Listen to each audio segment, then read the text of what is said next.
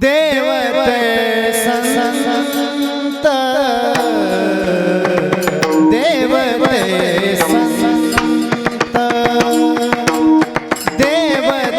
संत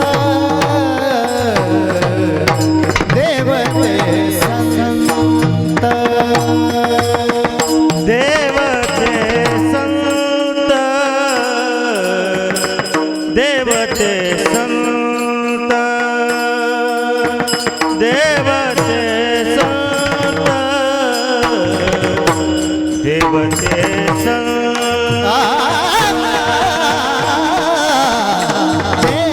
संत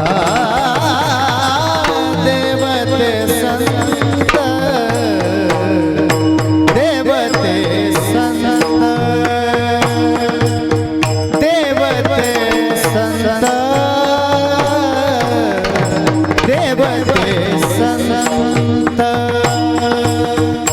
देवते संत देवते संत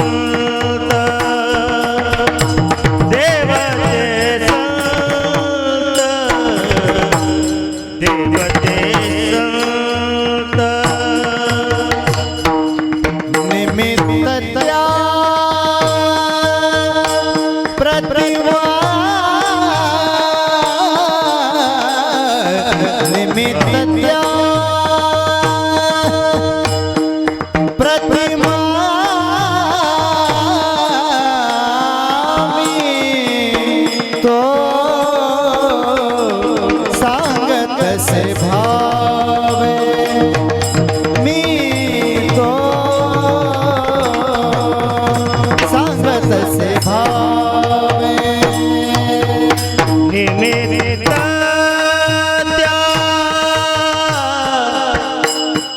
प्रतिमा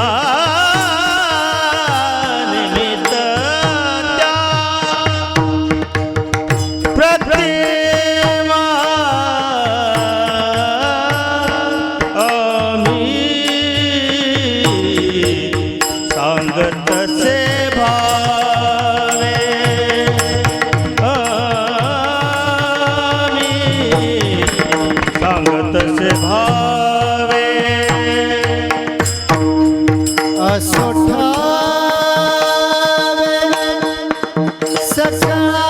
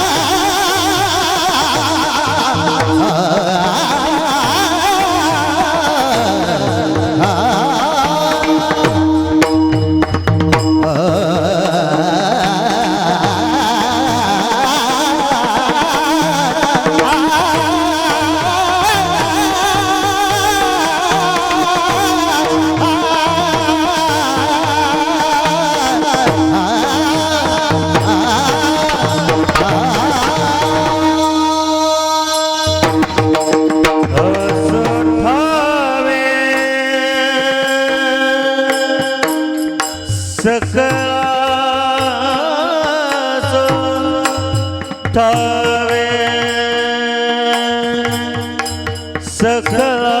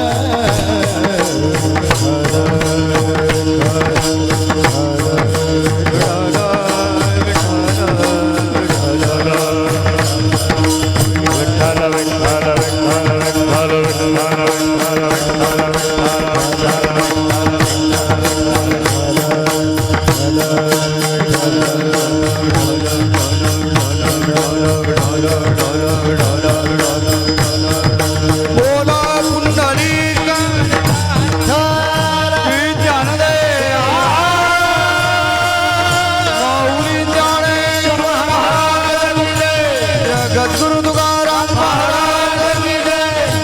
सद्गुरुदेव महाराज की जय.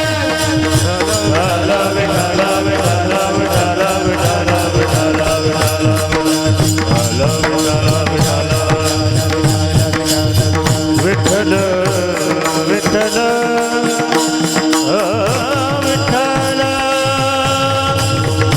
विठ्ठल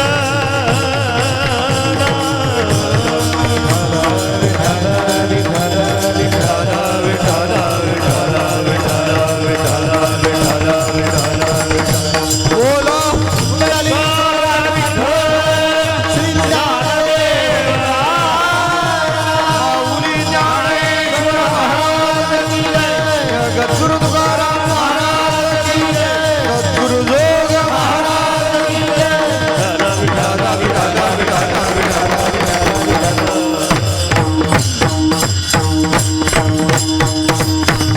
देवते संत देवते संत देवते संत देवते संत निमित्त त्या प्रतिमा मी तो संगत से भावे असो ठावे सकळा. निराकारे ओस दिशा निराकारे ओस दिशा इथे इच्छा पुरतसे. मी तो संगत से भावे असो ठावे सकळा. तुका मने रोकडे केने तुका मने रोकडे केने सेविता येणे पोटधाय. मी तो संगत से भावे असो ठावे सकळा. पांडुरंगा करू प्रथम नमन पांडुरंगा करू प्रथम नमन पांडुरंगा करू प्रथम नमन पांडुरंगा करू प्रथम नमन दुसरे चरणा संताजिया दुसरे चरणा संताचिया दुसरे चरणा संताचिया त्यांच्या कृपाने कसे विचार कृपादाने कसे नावे सर्व कृपाने कसे कृपादाने कसे नावे सर्व बाबाजी सद्गुरुदास तुका बाबाजी सद्गुरुदास तुका बाबाजी सद्गुरुदास तुका. श्री विठ्ठलं सुकरुणार्णवमाशुतोषं दिनेष्टपोषणं वगसहन्ति सिन्धुशोषं. श्री रुक्मिणीमतिमुषं पुरुषं परन्तं वन्दे दुरन्तचरितं हृदि सञ्चरन्तं. ज्ञानेशो भगवान् विष्णु निवृत्तिर्भगवान् हरः सोपानो भगवान् ब्रह्मा मुक्ताख्या ब्रह्मचित्कला. कथं यातोऽसि वैकुण्ठं मानवं देहमत्यजन् तुकाराम महासाधु कृपया ज्ञापयस्व मां. सम्पाद्य ज्ञानं च विधाय भक्तिं विलोकितो येन समाधिराजः वैराग्यवन्तं सुविचारयुक्तं नमामि जोगं शिरसा गुरुन्तं विठ्ठल.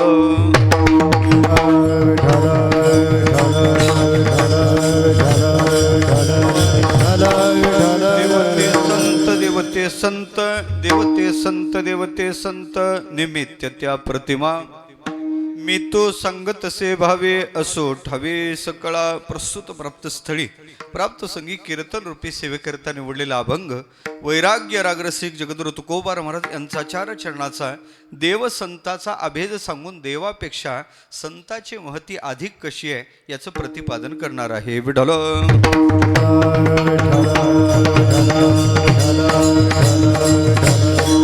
भगवान परमात्म्याच्या कृपेनं साधू संतांच्या आशीर्वादाने परमश्रद्धेय परमपूजनीय केसन महाराज ठाकूरबुवा आसेगावकर महाराजांच्या कृपाशीर्वादाने चालू असणारा अखंड हरिनाम सप्ताह मोठ्या आनंदात गेले 58 वर्षापासून अव्याहत आपल्या नगरीत श्री क्षेत्र आसेगावात चालू आहे. आज मला वाटते हे 58 वर्षातलं 6वा दिवस.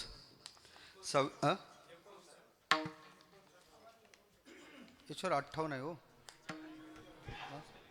बरं, 59 वर्षातला आजचा 6वा दिवस आहे आणि मग खऱ्या अर्थानं हा 6व्या दिवसाची सेवा समस्त ग्रामस्थ मंडळ तरुण मित्र मंडळ यांच्या वतीनं माझ्याकडे आलेला हा गोड अशा प्रकारचा कार्यक्रम आमचे हरिभक्तीपण आदरणीय गुरुबंधू असणारे दत्ता महाराज फेसफेसे यांच्याद्वारा ही आलेली सेवा गोड अशा प्रकारचं आयोजन आहे. गंधर्वासारखी गायक मंडळी, महाराष्ट्रात सुप्रसिद्ध गायनाचारी आमचे हरिभक्तीपण आदरणीय रामानंदजी महाराज ढाले गुरुजी, त्याचबरोबर आदरणीय हरिभक्तीपरायण गोड ज्यांची चाल झाली अशी हरिभक्तीपरायण रामकृष्ण महाराज, त्याचबरोबर सोपान काका महाराज, शंकर महाराज, संपत महाराज, बाळासाहेब महाराज, पंढरी महाराज, सांगा मला नाव, दिगंबर महाराज, ज्ञानेश्वर महाराज, राजे भाऊ आदी करून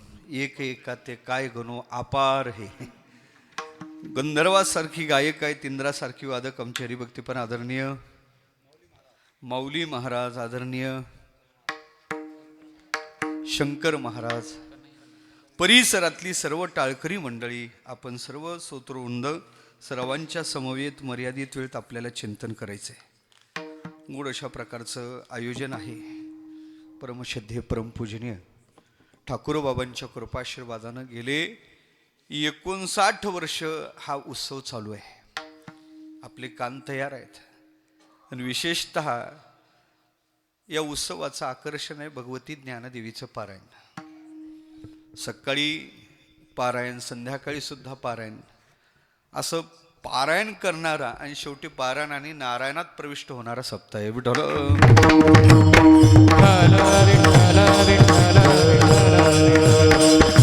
गोड अशा प्रकारचं आयोजन आज वाट्याला आलेली सेवा. आवाज बसलेला आहे पण तुका म्हणे माझे तुम्हा संतावरी. आज 6वा दिवस आहे. निवडलेला अभंग तुकोबारायचा आहे. या अभंगात तुकोबाराय संतांचा परिचय देतात. आम्हाला नाही साधूचा परिचय, आम्हाला नाही का संताचा परिचय. खरं सांगू देवा, आम्हाला खरा संतांचा परिचय नाही. आम्हाला जर खरा संतांचा परिचय झाला असता तर संतांच्या परिचयाची फळं आमच्या जीवनात दिसली असती. साधूचा परिचय खरा जीवनात झाला पाहिजे. आम्हाला संतांचा परिचय नाही असंही नाही. आम्हाला जो परिचय तो खरा नाही. आम्हाला संतांचा परिचय कधी चमत्कारातून, आम्हाला संतांचा परिचय कधी आचारातून, पण खरं सांगू का, संतांचा खरा परिचय झाला पाहिजे स्वरूपातून. विठ्ठल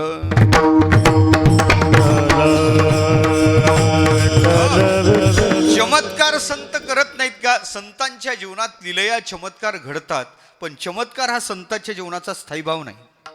हे तो तुमची सहज स्थिती लोकावक्ती प्रगटावया, स्थायी भाव नाही तो. म्हणून संतांचा चमत्कार हा खरा परिचय नाही.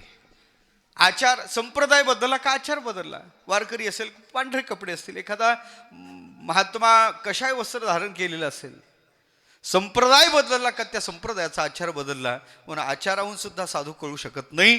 साधूचा खरा परिचय झाला स्वरूपातून, स्वरूपातून झाला पाहिजे. आज तुकोबार त्या संतांचा परिचय देतात. आम्हालाही लोक भेटतात, आम्हालाही लोक परिचय देतात ना, भलते परिचय देतात. द्यावा त्याचाही देतात, देव नाही त्याचाही देतात. आम्ही फिरते वेळेस कधी कधी एखाद्या घरी जातो, मग परिचय देतात. महाराज आमचं घर बरं का, आमचा भाऊ, आमचा मुलगा. मला वाटतं इथपर्यंत बोवाला परिचय ठीक आहे. याच्याही पुढे देतात आमची बायको. काय गरज आहे? बायकोचा परिचय बोवाला देण्याची काय गरज आहे हो? आणि तोही वेगळ्या भागात वेगळा. काही भागात सांगतात महाराज आमची लक्ष्मी आहे, काही भागात सांगतात महाराज ही आमची मंडळी आहे, काही भागात सांगतात महाराज आमच्या घरचे आहे. खेळ आपण शहरात आलं, हे आमच्या मिसेस आहे. तिकडं खानदेशात गेलं मनी बाईसे, ऐरणी भाषेत तिकडं मनी बाईसे, ऐरणी भाषेत परिचय. मी एका घरी गेलो, ती माऊली दूध घेऊन आली. यजमान माझ्या शेजारी बसलेले, त्यांनी त्याच्या बायकोकडे बोट दाखवलं आणि मला विचारलं महाराज ह्या कोण, तुम्हाला माहित आहेत का? पहिल्यांदा तुझ्या घरी आलो, माहीत असण्याचं कारण काय? त्याच्या बायकोकडे बोट दाखवतो आणि मला विचारतो ह्या कोण, तुम्हाला माहित आहेत का? त्याला विचारलं कोण आहेत? त्यांनी तिचा परिचय दिला. म्हणे महाराज हे आपलंच बारदान आहे. काय परिचय दिला? हा अवधसा कोण म्हणलं इकडं? अलग लक्षात, हेच आपलंच बारदान आहे. आता मला तो नाविन्यपूर्ण परिचय होता. म्हणलं इकडं तिला बारदान म्हणतात, पण याला काय म्हणतात हे कळलं पाहिजे. आपल्याला फिरावं लागते, लक्षात आलं पाहिजे ना. मी थोडं थांबलो, तिच्याकडे पाहिलं, त्याच्याकडे पाहिलं आणि मग तिला विचारलं ताई हे तुमचे कोण? आता ती त्याचीच बायको होती, बोलायला तेवढीच का. मग तिने त्याच्याकडे बोट दाखवून मला परिचय दिला. म्हणे महाराज हे आमचं ना भंगार आहे. विठ्ठल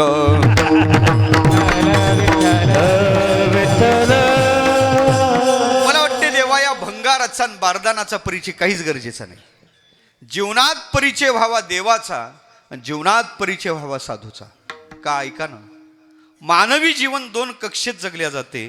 एक जीवन आहे संपन्न जीवन आणि एक जीवन आहे सफल जीवन.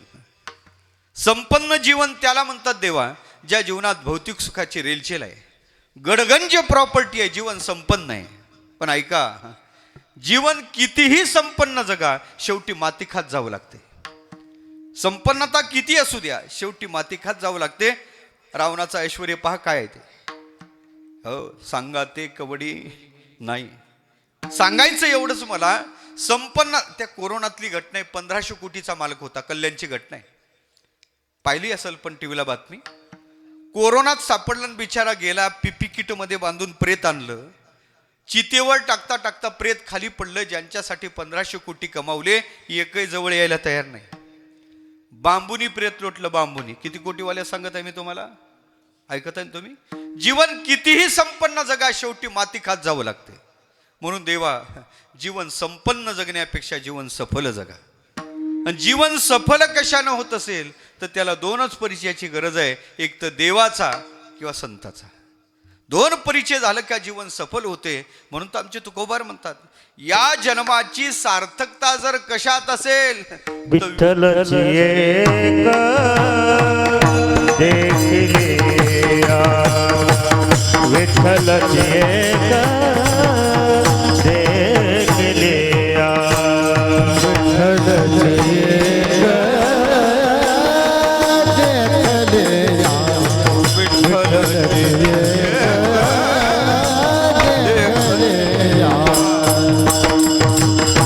तुका म्हणे जन्मा आल्याचे सार्थक, विठ्ठलाची एक, विठ्ठलाची एक देखली. तुका म्हणे जन्मा आल्याचे सार्थक, विठ्ठलाची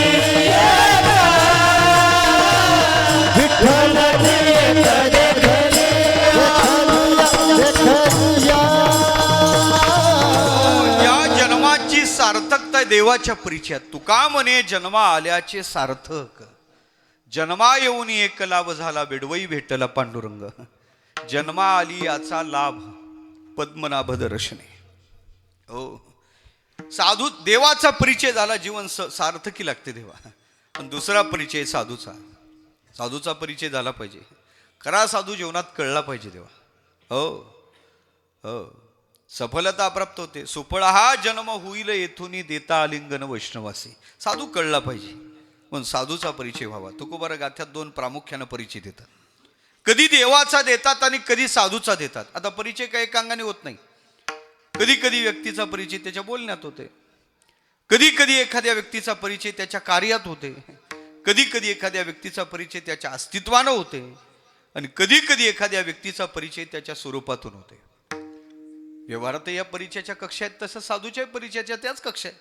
कधी कधी व्यक्ती बोलला का कळतो का नाही. अहो म्हणे ज्या अर्थी तो काम बिघडलं ना तोच बोलला असला पाहिजे. कधी कधी बोलण्यानं बिघडते ना. अहो म्हणे मी सहज बोललो तरी पेटलं ना. आपल्या बोलण्याचा प्रभाव आपल्याला माहित नाही. कधी कधी बोलण्यात बिघडते, बोलण्यानं परिचय होते ना. व्यक्ती बोलला का लक्षात येतो काय ते. मानस जाणीचे बोले ज्ञानोबा म्हणतात का नाही, व्यक्ती बोलला का कळतो. उदाहरण सांगू का तुम्हाला. काही खेड्यातली मंडळी कुंभात गेली. 3 भगवे कपडेवाले साधू पाहिले. त्यांना वाटलं कोण असतील बरं, यांची जात कोणती असेल. साधूची जात विचारू नये, पण अंतःकरणात जिज्ञासा निर्माण झाली, यांची जात कोणती असेल. जातीनं पूछे साधू की, पण जिज्ञासा निर्माण झाली यांची जात काय असेल बाबा. बरं डायरेक्ट कसं विचारायचं, महाराज तुमची जात कोणती आहे. नाही असं करू, हे साधू बोलले का प्रगट होतील आणि त्यातून त्यांची जात आपल्याला लक्षात येईल. बरं साधूला काय बोलावं. आता साधूला बोलायचं तरी काय, आकडा कोणता लागेल विचारायचं का, हे नाही साधूला विचारायचं. मग साधूला काय विचारायचं. आमचे संत सांगतात, तुकोबारा सांगतात, बाबा साधूला ते विचारावं, महाराज माझा उद्धार कधी होईल. कायमी उद्धार पावेल, कायमी उद्धार पावेल, कृपा करील नारायण, कृपा करील नारायण. ऐसे तुम्ही सांगा तसे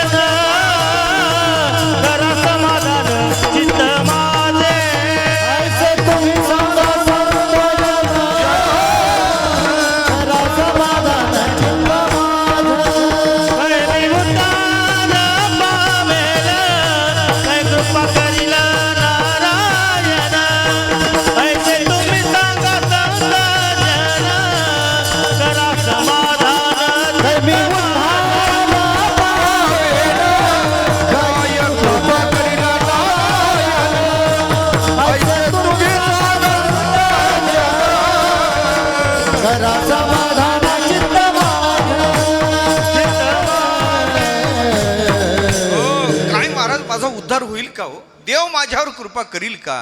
असं तुम्ही मला संतांनी सांगा. माझं चित्ताला समाधान प्राप्त होईल असं काहीतरी बोला. साधूला हे विचारावं. पहिल्या साधूकडे आले, हात जोडले. भगवान, आम्ही सामान्य संसारी जीव आहे, उद्धाराची अपेक्षा आहे, आम्हाला काही उद्धाराचं साधन सांगाल का? उद्धाराचा प्रश्न साधूकडे विचारला. सगदगद झाला साधू. एरवी विचारणारे भरपूर भेटतात, पण उद्धाराचं विचारत नाहीत.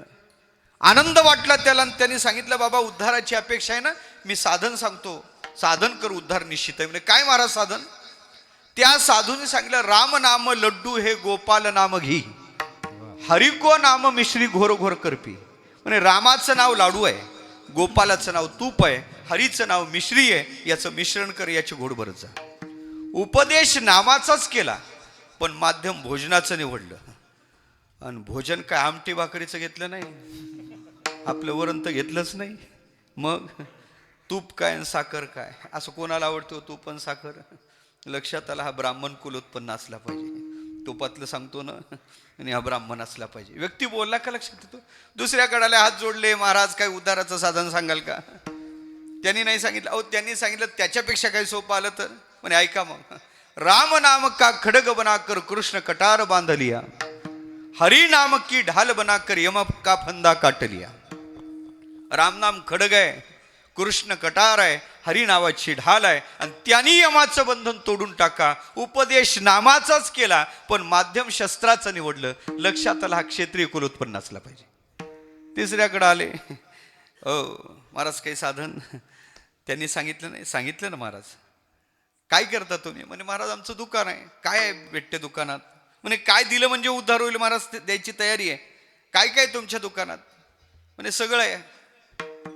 तुम्हाला काय पाहिजे? नाही रे, काय आहे ते विचारतो तुमच्या दुकानात. मी विचारतो ते पदार्थ आहेत का तुमच्या दुकानात? म्हणे काय फळ आहे का तुझ्या दुकानात? म्हणे आहे ना महाराज. मायफळ? म्हणे आहे. जायफळ? म्हणे आहे. म्हणे मिरे? म्हणे आहे. जिरे? ती आहे. म्हणे मग हे जर साहित्य तर तुझा उद्धार झाला. म्हणे महाराज, प्रपंचातले सामान्य पदार्थ विचारताना उद्धार झाला असं काय सांगता महाराज? नाही रे बाबा, एखादं गिराईक कधीतरी तुझ्या दुकानात कायफळ मागा येईल, त्याला कायफळ दे आणि चित्त इकडं आकृष्ट कर. हे सुद्धा कायफळच आहे. हे सुद्धा काय आहे? याला कायच म्हणतो ना, पण हे कायफळच आहे. एखादा तुझ्या दुकानात मायफळ मागा येईल, तेव्हा त्याला मायफळ दे आणि इकडं चित्त केंद्रित कर. हे कायफळ, हे मायफळ आहे, मायेचाच परिणाम आहे. म्हणून बाबा, एखादा कुणीतरी कधीतरी जायफळ मागा येईल, त्यातूनच इकडे विचार कर. हे कायफळ मायफळ आहे म्हणून ते जायफळ आहे. कायफळ हे मायफळ आहे म्हणून ते जायफळ आहे. म्हणून तुझं जे मिरे मिरे मिरे जे चाललं ना, ते एकदा जिरे. मी म्हणून, बरं, मी आहे म्हणून, मी करतो म्हणून असं जे तुझं चाललं ना, ते मिरे मिरे एकदा जिरे. हिंगदेव विठ्ठल.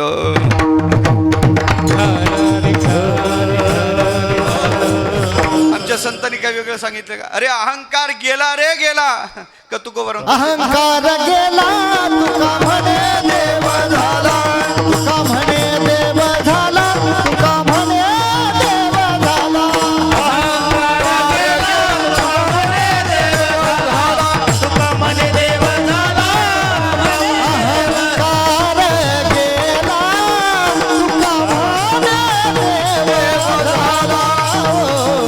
तुका म्हणे देव झाला, तुका म्हणे देव झाला.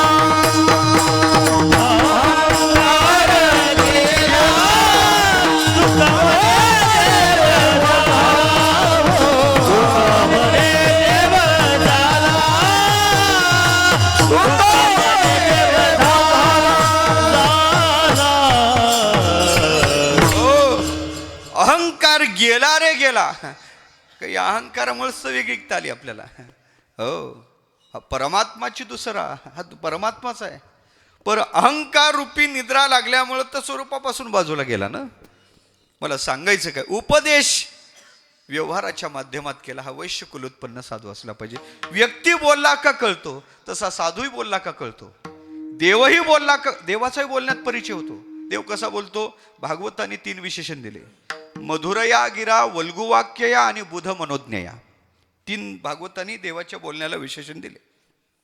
देव बोलतो मधुर वाक्य आहेत, मधुरया गिरा, वल्गु वाक्य आहेत, आणि बुद्धिवान पुरुषाला विचार करायला लावणारे ते वाक्य आहेत. बुध मनोज्ञया, देवाचं बोलणं. तैसे वरी वरी पाहता उदासे, आत तरी आती सुरसे, ती वाक्य ऋषी केशे बोलो आदरली. बोलण्यात देव प्रगट होतो, तसा साधूही बोलण्यात प्रगट होतो. कसे बोलतात संत? आमचे तुकोबा म्हणतात त्यांच्या वाणीत मधुर वचन असते आणि उदरात भरपूर वाव असते. मधुरवाणी मोठे, मधुरवाणी मोठे, मधुरवाणी मोठे, तुका म्हणे बाबा मोठे. मधुरवाणी मोठी, तुका म्हणे बाबा पोटी. तुका म्हणे बाबा पोटी, मधुरवाणी मोठी, तुका म्हणे बाबा पोटी. मधुरवाणी मोठे, तुका म्हणे बाबा मोठे, तुका म्हणे बाबा मोठे. मधुरवाणी मोठी, तुका म्हणे बाबा पोटी. तुका म्हणे बाबा पोटी, तुका म्हणे बाबा पोटी, तुका म्हणे बाबा पोटी. अशी साथ भेटली ना मी रात्रभर कीर्तन करील बरं का. असं भेटत नाही महाराज वातावरण. हो, हे वैभव आहे, आलं का लक्षात? हे संप्रदायाचं वैभव आहे. आणि खरं सांगू का, पूर्वसूर्वी महात्मे या भागात झालेत देवा, त्या संतांची कृपा आहे. विठ्ठल भजनानंदी महात्मे भरपूर झाले मराठवाड्यात, भजनानंदी महात्मे झालेत. भज तुका म्हणे येथे भजन प्रमाण काय थोरपण जाळावे ते. हे वैभव त्यांचं आहे. पण खऱ्या अर्थानं पाहायचं झालं तर त्या महापुरुषांची कृपा आहे. म्हणून हा आनंद दुसरीकडे भेटत नाही. टलाटन हिंगण भेटो कोणीकडे चाललं काही कळत नाही. अलग लक्षात? हो, म्हणून मधुर वाणी, त्यांच्या मुखात मधुर वचन. आली मुखा वाटे अमृत वचने. मुख्य अमृताचे वाणे, मुख्य अमृताचे वाणे,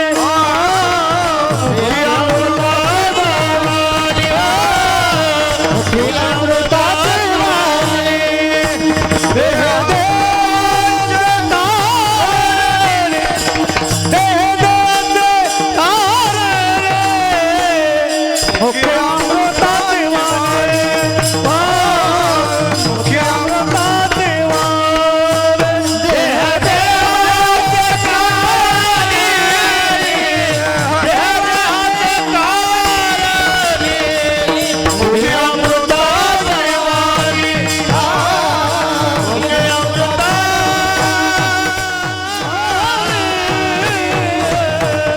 अमृतासारखी गोड वचनं त्यांच्या मुखात असतात. त्यांची वाणी कशी आहे? आली मुखा वाटे अमृत वचने, मुखी अमृताची वाणी. अमृताची वाणी वरुषला शुद्ध करीते अशुद्ध ऐसा कोण? म्हणून अमृत वचन असतात. वाणीद्वारा परिचय असो. दुसरा परिचय, कधी कधी व्यक्तीचा परिचय त्याच्या अस्तित्वानं होतो. उदाहरण सांगतो, मागं कोरोना आला होता ना. कोरोना चांगला होता ना? कोरोना नव्हता? माझं मत आहे बुवा, काही अंशात कोरोना चांगला होता. काही चांगल्या गोष्टी शिकवल्या कोरोनाने. पहिली चांगली गोष्ट कोरोनाने शिकवली, आपुले कोणीच. बरोबर आहे ना? किती जवळचा आला तरी घरात घेतला गाव आपण.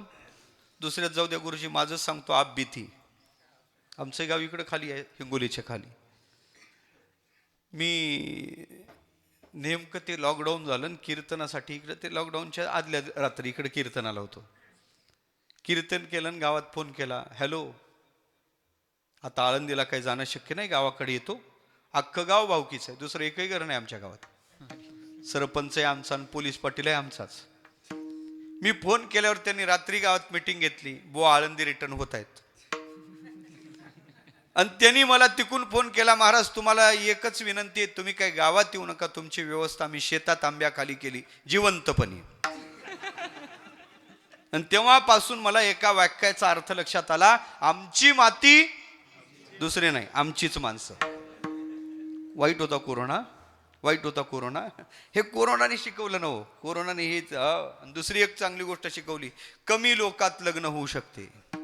नवरीच्या बापाचं दिवाळ न काढता, हो, कारण कोरोनातल्या लग्नात वरमाय रुसत नव्हती.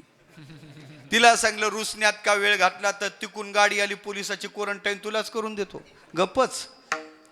कोरोनातलं लग्न सुशिक्षित बेकार लग्न जुळतच नव्हतं. इकून तिकून जुळलं नाही, जुळवलं. नवरीच्या बापाने आट टाकली, दुसरी लाट आठवा, दुसरी लाट म्हाताऱ्या माणसावर होती. सरकारने गाड्या बंद केल्या होत्या म्हाताऱ्याला. आणि एकही म्हातारा लग्नाला आणायचं नाही तर पोरगी देतो. लग्नाला एकही म्हातारा दिसलं नाही पाहिजे. याचं जुळतच नव्हतं. आनंद वाटला याला. स्वीट मार्टमध्ये गेला, पेढे घेतले, घ्या पेढे. पेढे वाटत घरी आला. खाटेवर आजोबा होते, आजोबाच्या हातावर पेढा टेकवला. बाळा पेढाचा कशाचा? म्हणे आजोबा माझं लग्न जुळलं. ती म्हणे बरं झालं, मराय मोकळा झालो. म्हणजे अरे म्हणे लोक कोरोनात पटापट चालले, तेवढीच एक इच्छा होती, नाताचं कधी होते. डोळ्यानं लग्न पाहिले एकदा, हातानं अक्षदा टाकील, तुझी बुंदी खाईल, आणि मग गेलो तरी काही हरकत. म्हणे आजोबा लग्नाला यायला जमायचं नाही. म्हणे का? अहो म्हणे नेमका कोरोना म्हाताऱ्या माणसावर आहे, सरकारनं गाड्या बंद केल्या. नवरीचा बाप फार लहरी आहे, त्यांनी सांगलं एकही म्हातारं लग्नाला आणायचं नाही. म्हातारं म्हणे मला माहीत नाही, मी येणार म्हणजे येणार. आपण तुम्ही आले तर लग्न नाही होणार. ते म्हणे मला माहीत नाही, मी येणार म्हणजे. बरं जास्त तानाय जमत नव्हतं. म्हाताऱ्यानं 7-12 स्वतःच्याच नावे ठेवला होता आणखी. आता काय करा, मोठा प्रश्न पडला. शेवटी रातभर झोप लागली नाही. सकाळी मित्र भेटला. म्हणे बाबा का रे चिंता तू? म्हणे असं आहे. चल म्हाताऱ्याला सांगू. म्हाताऱ्याला सांगायला आले. म्हणे आजोबा असं आहे. नाही तुम्ही आले नाही पाहिजे. ते म्हणे मला माहीत नाही, येणार म्हणजे. हो पण तुम्ही दिसले तर लग्न होणार नाही ना. ते म्हणे असं करा, मी दिसू नये अशी व्यवस्था करा. ते वैतागलं पोरग. ते म्हणे ऐकत नाही तुम्ही म्हातारं, पोत्यात भरून घे, पोत्यात तर पोत्यात, पण लग्नाला काय असते महाराज. म्हातारे सुद्धा हट्टी, काय सांगायचं तुम्हाला. पोत्यात तर पोत्यात म्हणे. लग्नाचा दिवस उजाडला. वराड ते गाड्या आल्या. तरुण गाडीत बसले, डीजे गाडीत टाकला. डीजेवर नाचायला काही बॉक्स लागतात. डीजेवर बॉक्स लागतात नाचायला. हे बॉक्स नाही लागत, ते पाण्या बॉटल. हो इकडं नाही का ते डीजेवर नाचायला बॉक्स तसे नाचू शकत नाही तर लोक. बॉटल बिस्लरी पाण्याचे नाही. हा ते बॉटलचे बॉक्स गाडीत टाकले. डीजे घाली त्या गाडीत टाकला. तरुण बसले, म्हातारं मागं लागले. शेवटी रागानं पोरानं पोत्यातच भरलं. टाकलं पोतं गाडीत. झालं. लग्न होईपर्यंत पोत्याच्या बाहेर यायचं नाही बरं का. मोठं घेतलं ते साखरेचं पोतं, टाकलं म्हातारं. म्हणे बाहेर यायचं नाही, पोतं गुंडाळूनच बसायचं. पोत्यातच बसलं ते. गेलं ते वराड तिकडं. जानोशावर वराड उतरलं. डीजे खाली उतरला. तरुण खाली उतरले. बॉक्स खाली उतरले. बॉक्स कोपऱ्यात गेले. तरुण तिथं गेले. तरुण तर होऊन आले. डीजे चालू झाला आणि पोरं नाचू लागले. म्हातारं पोत्यातच नाचू लागलं. कारण तिथंच एक बॉटल टेकवली होती. त्याच्यासाठी देतो म्हणत होतं. एक बॉटल तिथंच टेकवलेली होती. डीजे एकानं पाहिलं, तिकडल्यानं सगळे पेताड दिसतात. नवरदेवाने थोडी लावली होती, त्याच्या तोंडाचा वास येऊ लागला. आणि ते पाहिल्यानंतर एकानं सांगितलं, नवरीच्या बापाकडे गेला. का हो म्हणे सगळे पेताड आणि अशा घरी पोरगी देता का? मग लग्न मोडा. म्हणे कसं काय मोडा? वराड आलं ना. म्हणे असं करा, नदीच्या पलीकडे वराड आहे, त्यांना अशी आट टाका जेणेकरून त्यांच्याकडून मंजूरच होणार नाही. काय आट टाका? त्यांना सांगा मंडपात यायचं झालं ना, लग्न मंडपात यायचं झालं तर एक करा, मधात नदी आहे, ते नदी गावरान तुपानं वाहती करून द्या, तरच तुम्हाला पोरगी देऊ ना. तर लग्न मोडलं म्हणून समजा. निरूप येऊन सांगितलं. नवरदेवाची तर उतरली. त्याच्यासोबत 4-2 असतात. काय म्हणतात तुमच्याकडे त्याला? हां ते सकोने, काही भागात लांडगे म्हणतात त्याला. लांडग्यासारखे टपूनच असतात ना ते. कलवरे लांडगे. ते झालं. ते त्याला सांगायला गेले. ते म्हणे आपण सांगू. ते डुलत आले. त्या नवरीच्या बापाने काठ्याच काढल्या. म्हणे बाबा तुझं काय होत नाही ना, आमचे काय हातपाय मोडायचे नाही. मग 1-1.5-2 तास विचार केला, पण काहीच तडजोड होत नव्हती. लग्न मोडलं. डीजे बंद झाला. गाड्या काढायच्या. एक म्हणे का रे लग्न तर मोडलं. पण एकानं सांगितलं का रे म्हणे लग्न तर असंही मोडलं आणि तसंही मोडलं, पण म्हाताऱ्याचा पोत्या जीव कशाला घेता? आता घरीच तर जायचं. म्हातारं काढा ना पोत्याच्या बाहेर. एक जण गेलं, पोत्याच्या जवळ गेलं, पोतं बाजूला केलं. म्हाताऱ्यानं मानवर केली. का रे म्हणे डीजे का बंद झाला? डीजे आता पाणी मागाय पाहिजे यानं इतक्या वेळ. पोत्यात होता तर काय म्हणते ते, डीजे का बंद झाला? सगळं सांगितलं. म्हणे असं आहे, नवरीचा बाप फार लहरी आहे, त्याने आट टाकली. आमच्या गावची नदी लोणकडे तुपानं वाहतूक करून द्या, गावरान तुपानं वाहतूक करून द्या, तर आमची पोरगी देऊ, नाही तर लग्न मोडलं म्हणून समजा. मग हिने इथं खायला तूप भेटत नाही, एवढं तूप कुठून आणायचं? मग लग्न मोडलं. ते म्हणे का रे, काय तुम्हाला डोके आहेत, काय आकली आहेत? एवढ्या क्षुल्लक कारणाने कुठं लग्न मोडायची असतात का? कोण म्हणते? ते म्हातारं. पहिले ते त्या पोरानं तपासलं, याची उतरली का नाही म्हाताऱ्याची. म्हणे आजोबा, पाण्यानं नदी नाही वाहती करायची, लोणकडे तुपानं वाहती करायची. मग बिचाऱ्याने आटच काय टाकली? क्षुल्लक ताट आहे आणि साध्या आटीवर कुठं लग्न मोडायची असतात का? आमच्या लग्नाच्या वेळी किती मोठ्या मोठ्या आटी राहायच्या. कोणी आणणार निरोप? म्हणे निरप्या तिथं आहे, खाली आहे. आणि त्या निरप्याजवळ आपला निरोप द्या. कोणाला? नवरीच्या बापाला. नाही काय निरोप आपला? म्हणे त्याला सांगा आम्ही येते वेळेसच तुपाची व्यवस्था केलेली आहे. तुपाचे टँकर सांगितलेले आहे, आमचं तूप येत आहे. तूप निरस आहे, फक्त आट एवढीच आहे, अडचण एवढीच आहे, तुमच्या नदीत पाणी फार आहे, पहिले नदी खाली करून द्या, मग तूप सोडणं चालू करू. काय म्हणलं म्हातारं? नदीत पाणी फार आहे, पहिले नदी खाली करून द्या, मग तूप सोडणं चालू करू. त्या निरप्यानं निरोप येऊन नवरीच्या बापाला सांगितला. ते म्हणे का रे, तुम्ही शोध घेतला, त्यात एकही म्हातारा नाही? हो म्हणे, पाहिलं एकही म्हातारा नाही. म्हणे नाही, त्यात एक तरी म्हातारा, एक तरी. म्हणे हे तुम्ही कशावर म्हणता? ते म्हणे उन्हानं पिकले त्याची बुद्धी एवढी चालत नाही, अनुभवानंच पिकलेला पाहिजे ना. मग त्याला विचारलं आणि मग शोध घेतला तर म्हातारं सापडलं. कुठं सापडलो? झोपले काय तुम्ही? कुठं सापडलं? पोत्यात. माझा विषय चालला. कधी कधी व्यक्तीचा परिचय त्याच्या अस्तित्वानं होते. म्हाताऱ्याचा परिचय झाला, पण कशानं झाला? त्याच्या अस्तित्वानं झाला. तसा कधी कधी साधूचाही परिचय त्याच्या अस्तित्वानं होतो. साधूचाही परिचय अस्तित्वानं होतो. साधू इथं आहे, साधूची वस्ती इथं आहे. कशाहून बाबा?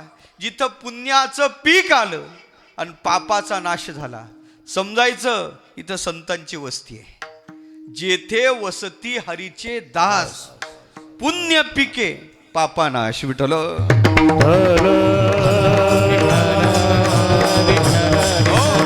संत आहेत तिथं पुण्याचंच पीक येते, तिथं पुण्यकृती वाढते आणि पाप करण्याची वृत्ती आपोआप मावळल्या जाते. समजायचं संतांचा अस्तित्वानं परिचय.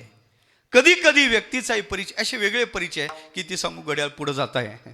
पण या सगळ्या परिचयात महत्वाचा परिचय जर काय असेल तर स्वरूपाचा परिचय. खरा परिचय जर वस्तुगत परिचय, स्वरूपगत परिचय हा खरा परिचय आहे. मग देवाचाही स्वरूपगत परिचय झाला का ग्रंथीभेद होतो, संशयछेद होतो आणि कर्माचा क्षय होतो.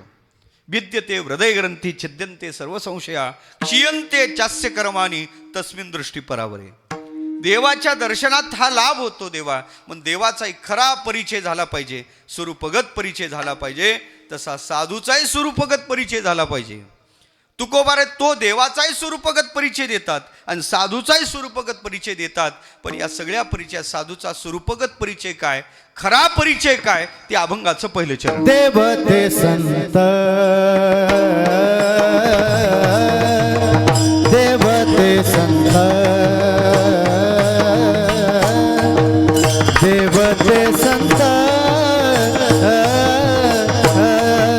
देवते संत, संत,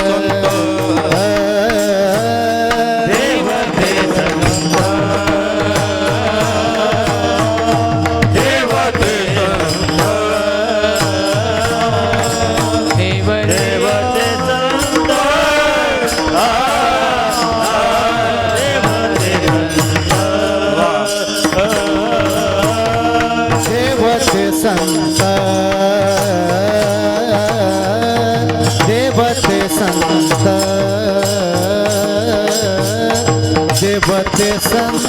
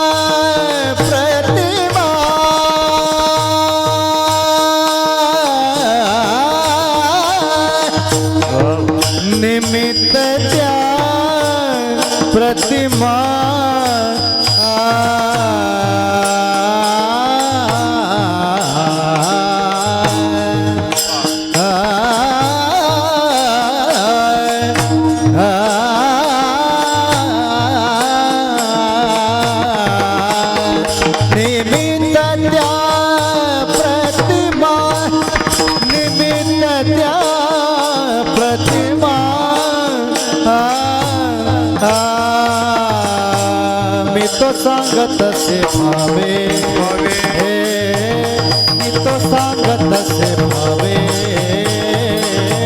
मी तो सांगत से भावे हे मी तो सांगत से भावे निमित्तच्या प्रतिमा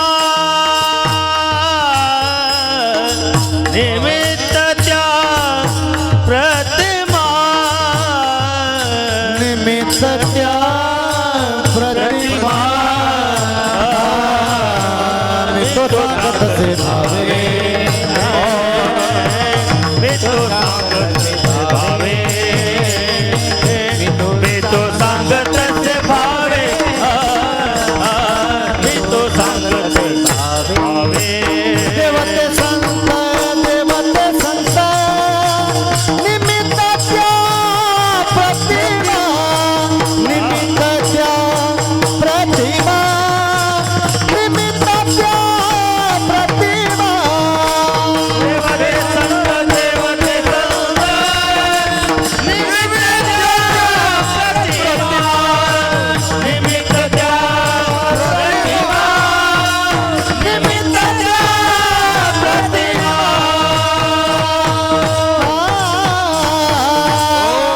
अभंगाच्या पहिल्या चरणात तुकोबाराय त्या संतांचा वास्तव परिचय देतात. कोण आहेत ते संत? एकच शब्द डबल आहे, एक वाक्य डबल आहे. देवते संत देवते.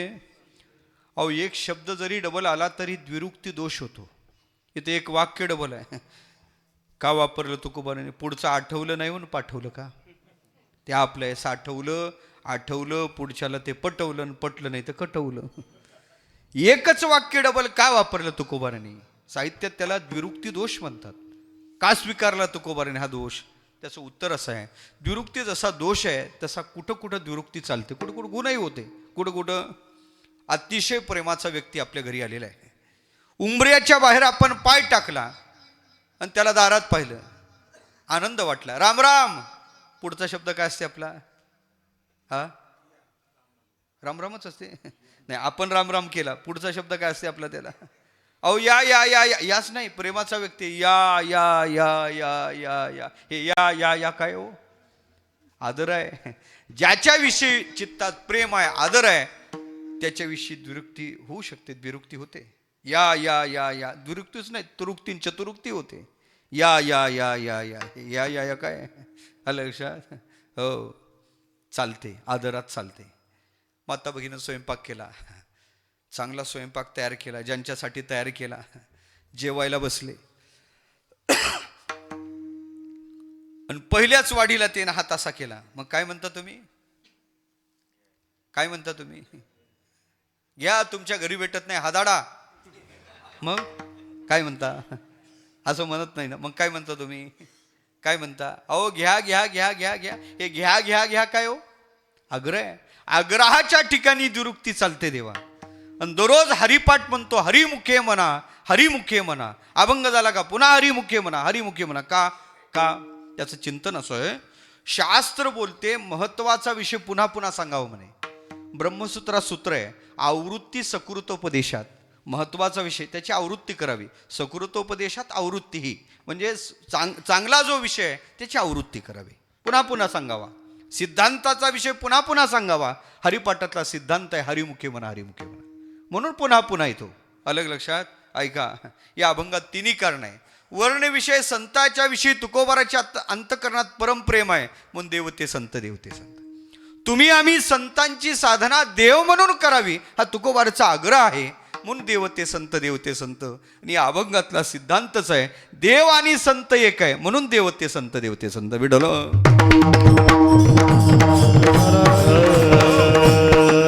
तुकोबारा म्हणतात देव आणि संत एक आहे. देवते संत, देवते संत म्हणजे महाराज कस काय एक आहे? देवाची मूर्ती वेगळी आहे, संताची मूर्ती वेगळी आहे, एक कस काय? म्हणजे कसा विचार कर एक आहे?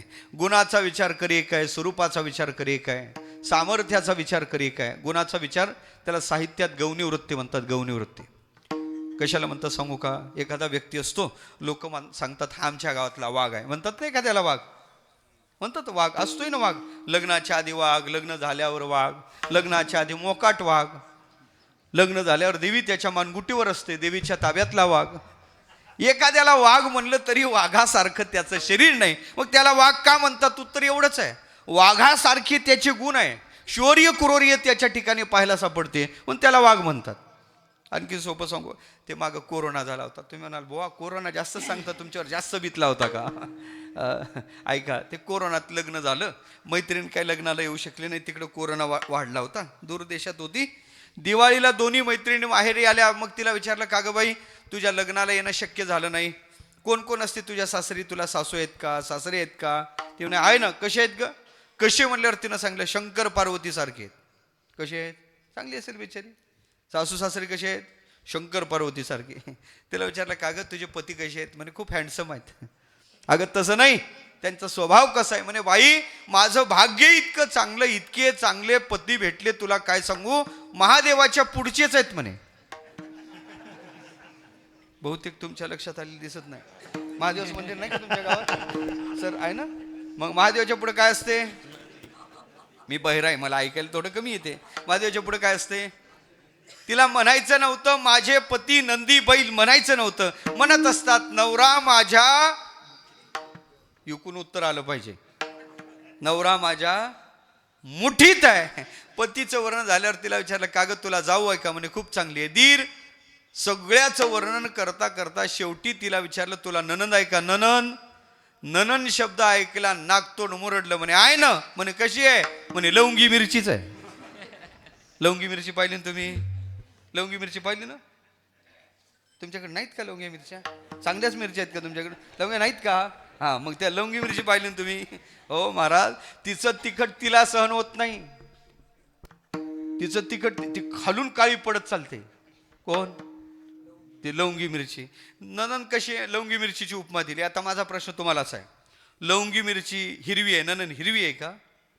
मग नंदेला लवंगी मिरचीची उपमा का दिली? उत्तर आहे का, लवंगी मिरची तिखट आहे, तसा नंदेचा स्वभाव तिखट आहे. याला गुणाचा अभेद म्हणजे गौणी वृत्तीचा अभेद साहित्यात म्हणतात. गुणतः अभेद त्याला गौणी वृत्ती म्हणतात. तिथं भेदच मुख्य असतो, पण श्रद्धा वृद्धिंगत व्हायला तो अभेद गृहीत धरायला काही हरकत नाही. आलं लक्षात? म्हणून याला गौणी वृत्तीचा अभेद म्हणतात. तसा देव संताचा विचार करा, गुणात अभेद आहे. देवाच्या ठिकाणी जे गुण आहेत तेच आमच्या संताकडे आहेत. हरी तैसे हरीचे हरीत जसा आहे तसे हरिदास आहे. देवात जे गुण आहेत, देवाकडे गुण आहेत कोणते? आपण पारायण करत आहे, ऐका, सांगा ना मला, ऐका.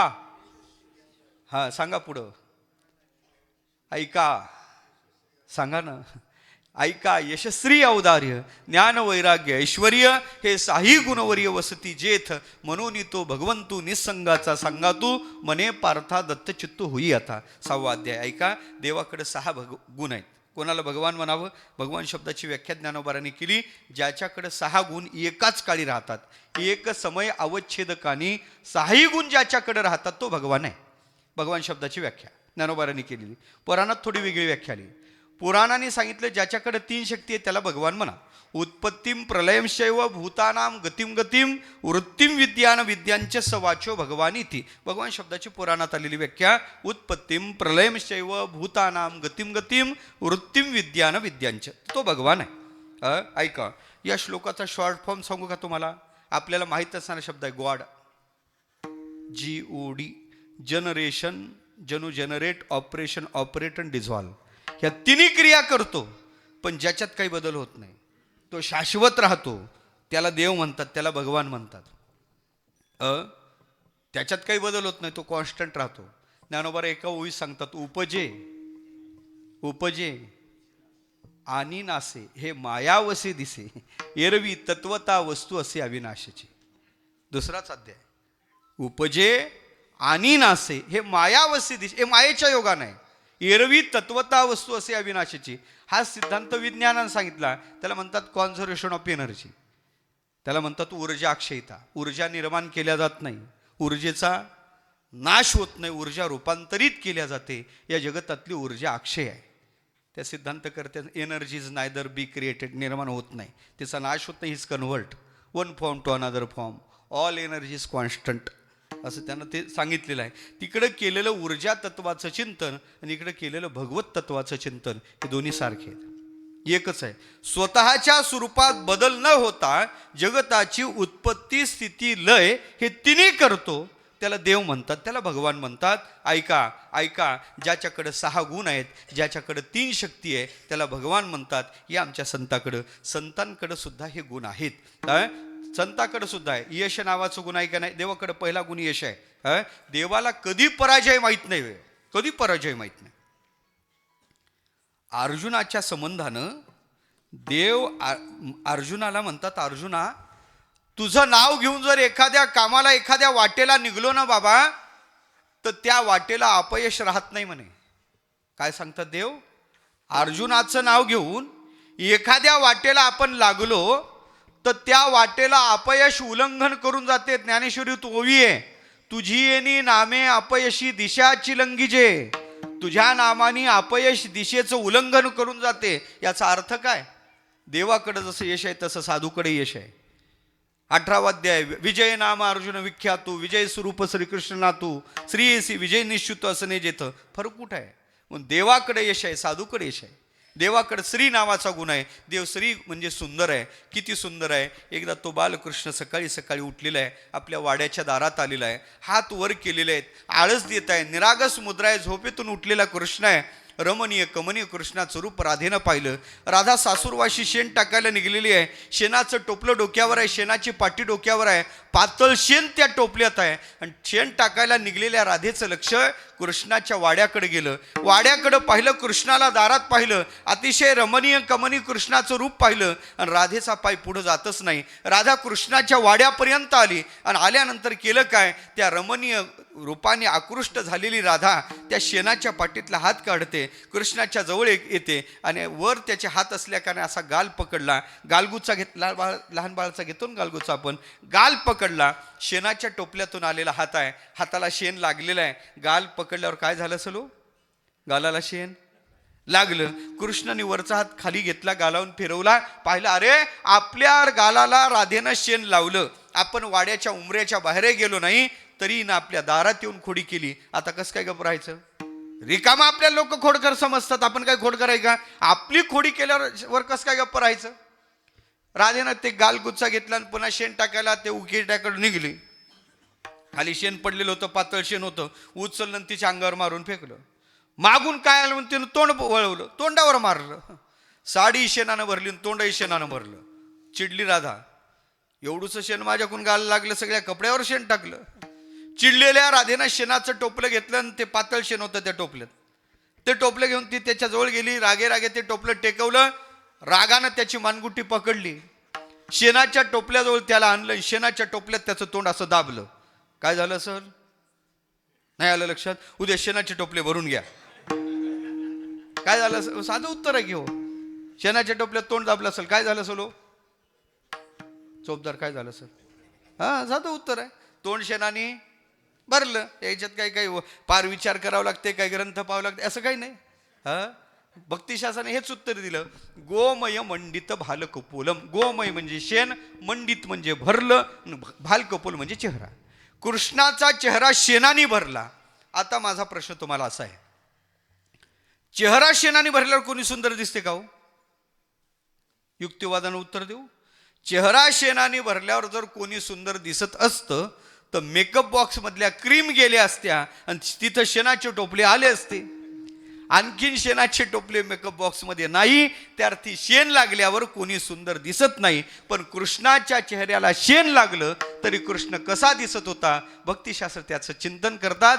तो चेतस वाटत होता, चिन्मय वाटत होता आणि स्वरूपाचा भास होत होता. ऐका देवा, कृष्णाच्या चेहऱ्याला शेण लागलं तरी त्याचं सौंदर्य तिरोहित होत नाही. आणि आपण काय काय लावलं ते फिरून फिरून लावली नाही का? इकडं फिरून फिरून लावली आहे का नाही?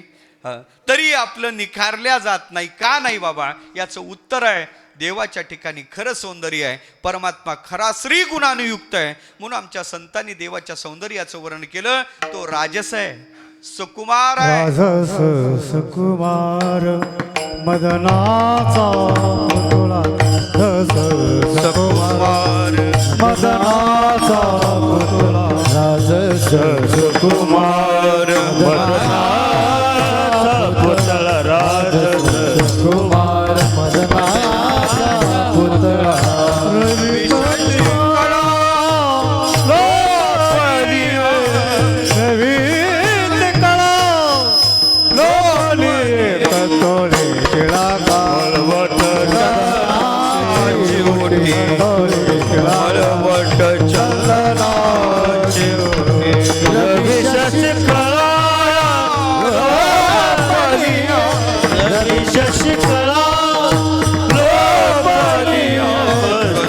मळवट चंदनाची ओढी अंतुरी मळवट चंदनाचे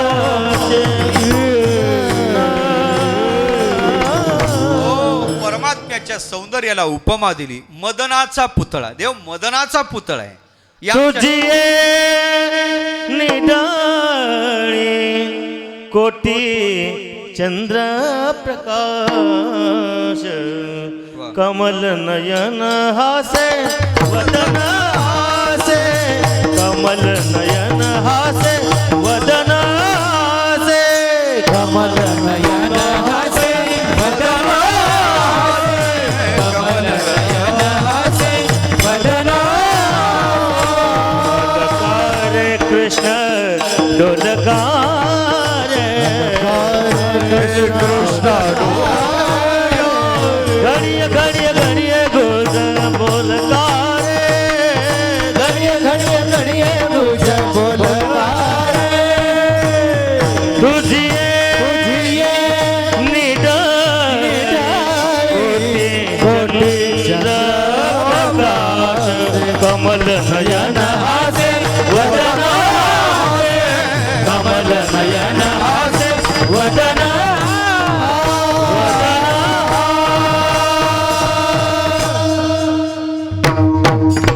आदस्य मजबूर आहे विठ्ठल. हे सवय आहे बरं का. असो, मला सांगायचं काय, देवाचं सौंदर्य मदनाचा पुतळा.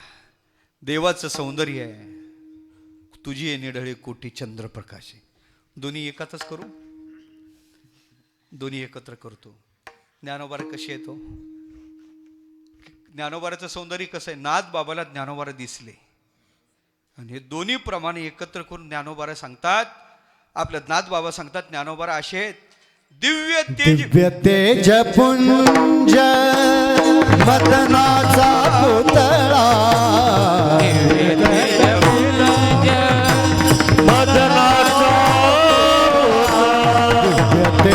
पुंज मदनाचा पुतळा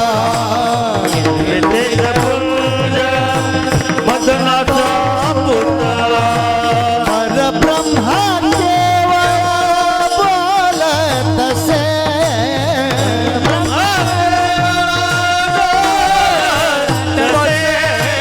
परब्रह्मा केवळ बोलत से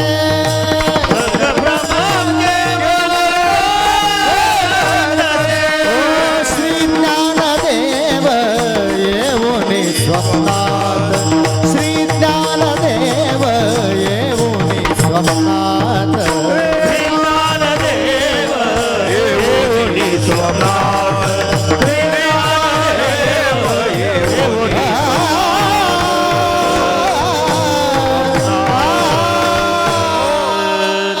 कोटी चंद्राचं प्रकाश दिव्य तेजपुंज आणि मदनाचा पुतळा राजसुकुमार मदनाचा पुतळा दिव्य तेजपुंज मदनाचा पुतळा. फरक कुठं आहे? उपमा जर त्याच दिल्या असतील तर फरक कुठं करता. पण देव जसा आहे तशी संत माय बाप यशस्वी. किती सांगू तुम्हाला. तिसरा गुण काय? अवदार आहे. देव उदार आहे. किती उदार आहे, घेशी तेव्हा देशी. पण खरं सांगू का, खुर्चीचा लागट आहे देव. खुर्ची देत नाही आपली. देव आपलं पद देत नाही. देव आपलं पद देत नाही. याचा अर्थ असा आहे, अविद्या उपाधी असणाऱ्या जीवाने मायोपाधिक ईश्वराची सेवा करायची, पण त्याच्या उपाधीची अपेक्षा करायची नाही. त्याच्या पदाची, ईश्वर भावाची अपेक्षा नाही करायची. जीवानं किती जरी साधना केली तर जीव कधी ईश्वर होत नाही. 3 गोष्टी देव देत नाही. काय काय ऐका. श्रीवत्सलांछन देव कधी देत नाही. जगताचं कर्तृत्व देव कधी देत नाही. आणि लक्ष्मीचं पतित्व देव कधी देत नाही. ह्या 3 गोष्टी कधीच देत नाही. 3 गोष्टी देव कधी देत नाही. हो, आपलं पद देत नाही देव. आपलं पद देत नाही. त्याच्या पदाची अभिलाषा करणं पाप आहे म्हणे. पाप मी बोलत नाही, तुकोबाराचं प्रमाण आहे. राया विठोबाचे पद जो अभिलाषी पातकाची राशी तुका म्हणे, ते पाप आहे. देवाचं पद ईश्वर म्हणू नये स्वतःला ईश्वर हो नाही. एक म्हणती आम्ही देव पै झालो, ऐसे नका बोलू पडाल पत्नी. एक म्हणती आम्ही देवाची पै रूपे, तुमचे बापे न चुके जन्म. तुकोबाराचे अभंग पहा. तुकोबाराचा वाङ्मय म्हणजे धारवडी काचट आहे, त्याच्यात तडजोडच नाही. आलं लक्षात? ऐका. हो, जीव किती जरी साधना करू लागला तर उदार असणारा देव आपलं पद देत नाही, पण संत इतके उदार आहे, आपलं पद देतात, आपल्यासारखं तात्काळ करतात. आणि नाही काळ वेळ दयाला गे, नाही काळ वेळ दयाला गे. नाही काळ वेळ दयाला नाही काळ वेळ दयाला आपुल्या सारखे करी तात्काळ, नाही काळ वेळ दयाला गे, नाही काळ वेळ दयाला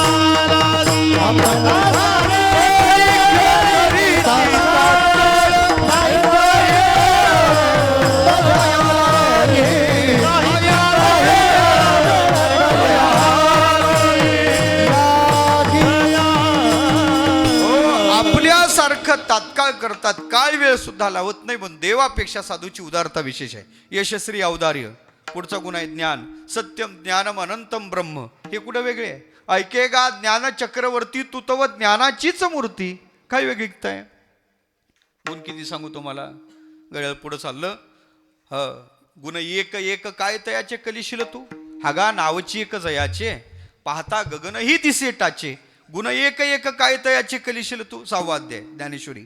ऐका, एका एका गुणाचं किती वर्णन करून सांगू तुम्हाला. देव जसा आहे तसे संत मायबाप आहे. देव अवतारी आहे, संतही अवतारी. आम्हासाठी अवतार देवाकडं आणि अवतार तुम्हा धराय कारण. दोघंही अवतारी. फरक कुठं आहे? फरक आहे. कुठं फरक आहे? ऐका, देवाचा अवतार कोणासाठी? एक तर चांगल्यासाठी, नाही तर वाईटासाठी. देव दोघांसाठी येतो. भक्ता राखे दुर्जनासी. देव दोघांसाठी येतो. संत कोणासाठी येतात? तुमच्या आमच्यासाठी. म्हणजे मनाव तेवढा चांगला नाही आणि मनाव तेवढा वाईट नाही, अशा मधल्यांसाठी.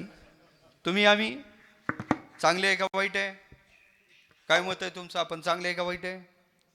या धर्ममंडपात अतिशय चांगला आहे त्याने हात वर करा बरं. नाही बरं, जाऊ दे. अतिशय वाईट आहे त्याने हात वर करा. तुम्ही कोणीकडेच मतदान केलेलं दिसत नाही. तुम्ही तुमच्या क्रियेनं सिद्ध केलं महाराज आम्ही चांगले नाही, आणि आम्ही पटवून देऊ तुम्हाला, पटवून देऊ तुमच्यासह. मी चिंता करू नका, आपण चांगले नाही वाईटही नाही. आपण कीर्तनाला आलो. कीर्तनाला कोण येतात? तो चांगली लोक येतात का वाईट लोक येतात? हा, बरोबर आहे ना? बरोबर आहे ना? कीर्तनाला कोण येतात? तिकडं कोण जातात ते नाही विचारलं मी, इकडं कोण येतात ते विचारलं. चांगली लोक. आपण चांगली म्हणून खरंच कीर्तनाला आलो, पण कीर्तन झाल्यावर आपली फाटकी ठेवून दुसऱ्याची चांगली घालून जाणं, या हसण्याचं तुका म्हणे इथे काहीतरी आहे. आलं का लक्षात? आळंदी, पंढरी, देहू, पैठण, त्र्यंबकेश्वर वारीला जातो. वारी करणं चांगलं का वाईट? चांगलं. पण वय नाही झालं तरी अर्ध तिकीट काढून जातो. याला कोण चांगुलपणा म्हणायचो? याचा अर्थ असा आहे, आपण म्हणाव तेवढे चांगले नाही, म्हणाव तेवढे वाईट नाही. यांच्या उद्धाराची जबाबदारी यांची आहे. म्हणून त्यांच्यासाठी संतांचा अवतार. देवही अवतारी आहे आणि संतही अवतारी आहे. ऐका, देवाने अवतार घेतला, पण कुठून आला देव? हरी वैकुंठाहून. देव वैकुंठ लोकातून आला. संत मायबापाला विचारलं, महाराज तुम्ही व कुठून आलात? आम्ही वैकुंठ वासे, आम्ही वैकुंठ वासी, आलो याची कारणासी, आलो याची कारणासी.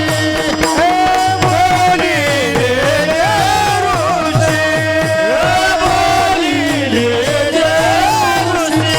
सात भावे वरदाया, सात भावे वरदाया, सात भावे वरदाया, सात भावे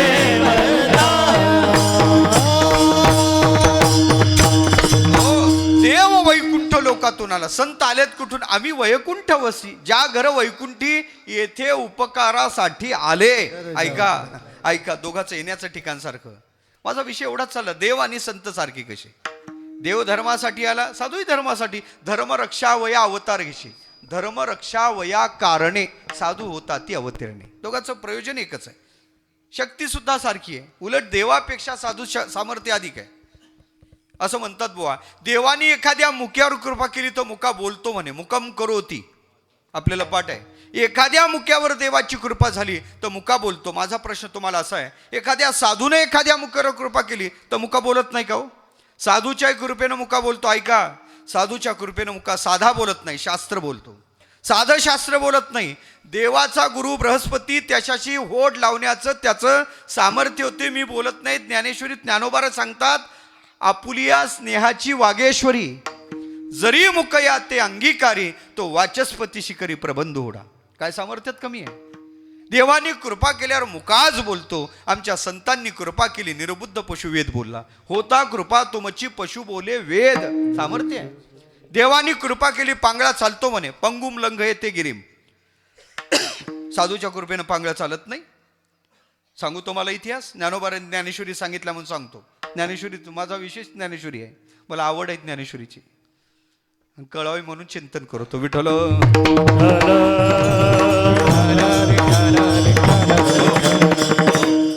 ज्ञानेश्वरीचा 18वा अध्याय. ज्ञानोबाने एक उदाहरण दिलं. नाशिक जिल्हा, सप्तशृंगी पर्वत, आणि सप्तशृंगी पर्वतावर चौरंगीनाथाचे हातपाय तोडून त्यांचं धड तिथं टाकलं. नवनाथातले चौरंगीनाथ, त्यांचं धड त्या डोंगरावर टाकलेलं आहे. तिथून मत्स्येंद्रनाथ जात आहेत आणि मत्स्येंद्रनाथाची दृष्टी त्या चौरंगीनाथाच्या हातपाय कलम केलेल्या त्या धडावर पडली. लक्षात आला आपला हा चौरंगी आहे. दृष्टी पडली धडावर, परिणाम काय झाला?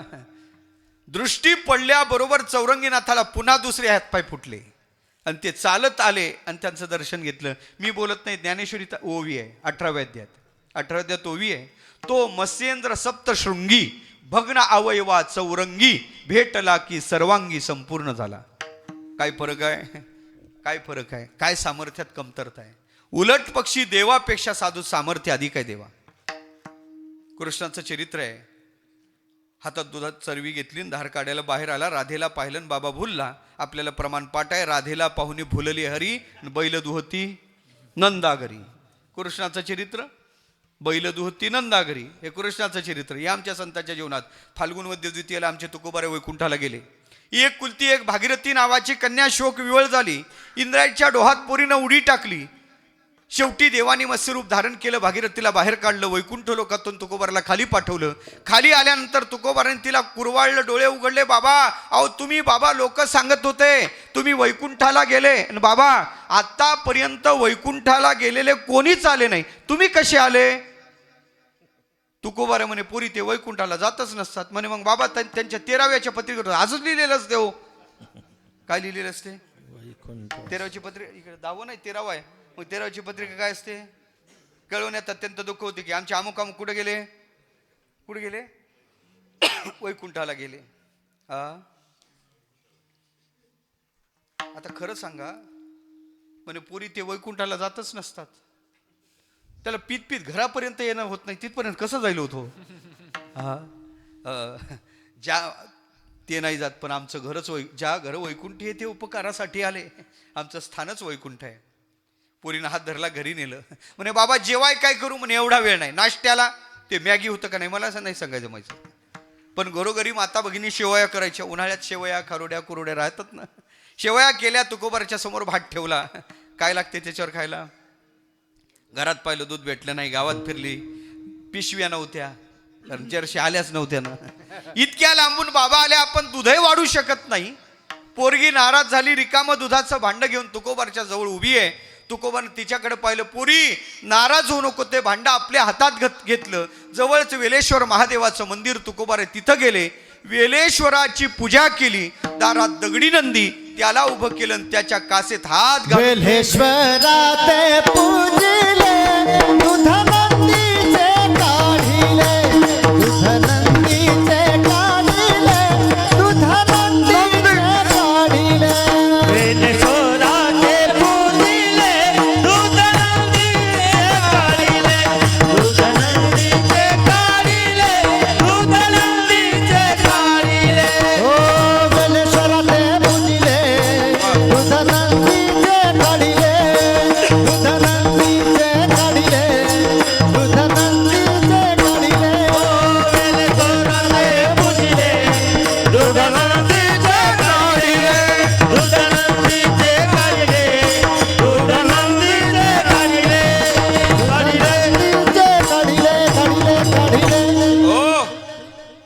देवानी चेतन नंदीचं दूध काढलं आणि आमच्या तुकोबारांनी दगडी नंदीचं दूध काढलं. कोणाचं सामर्थ्य अधिक हो? म्हणावं लागते देवापेक्षा साधू सामर्थ्य अधिक आहे. कृष्ण अवतारच. कृष्ण चोरी करायला जायचा.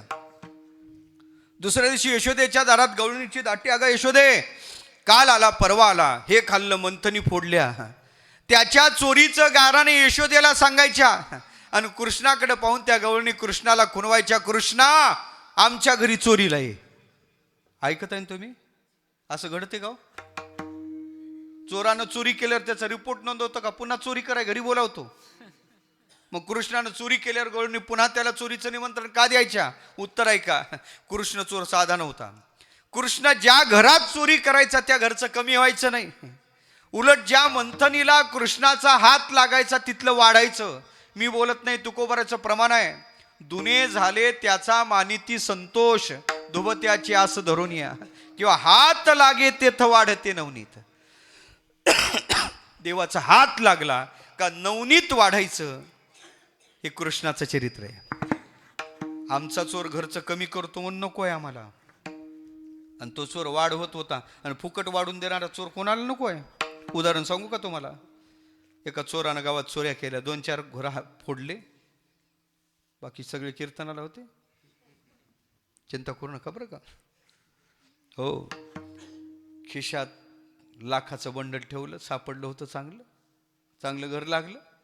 जाता जाता शेवटचं घर दिसलं. कुडाचं घर होतं साधं ताटव्याचं.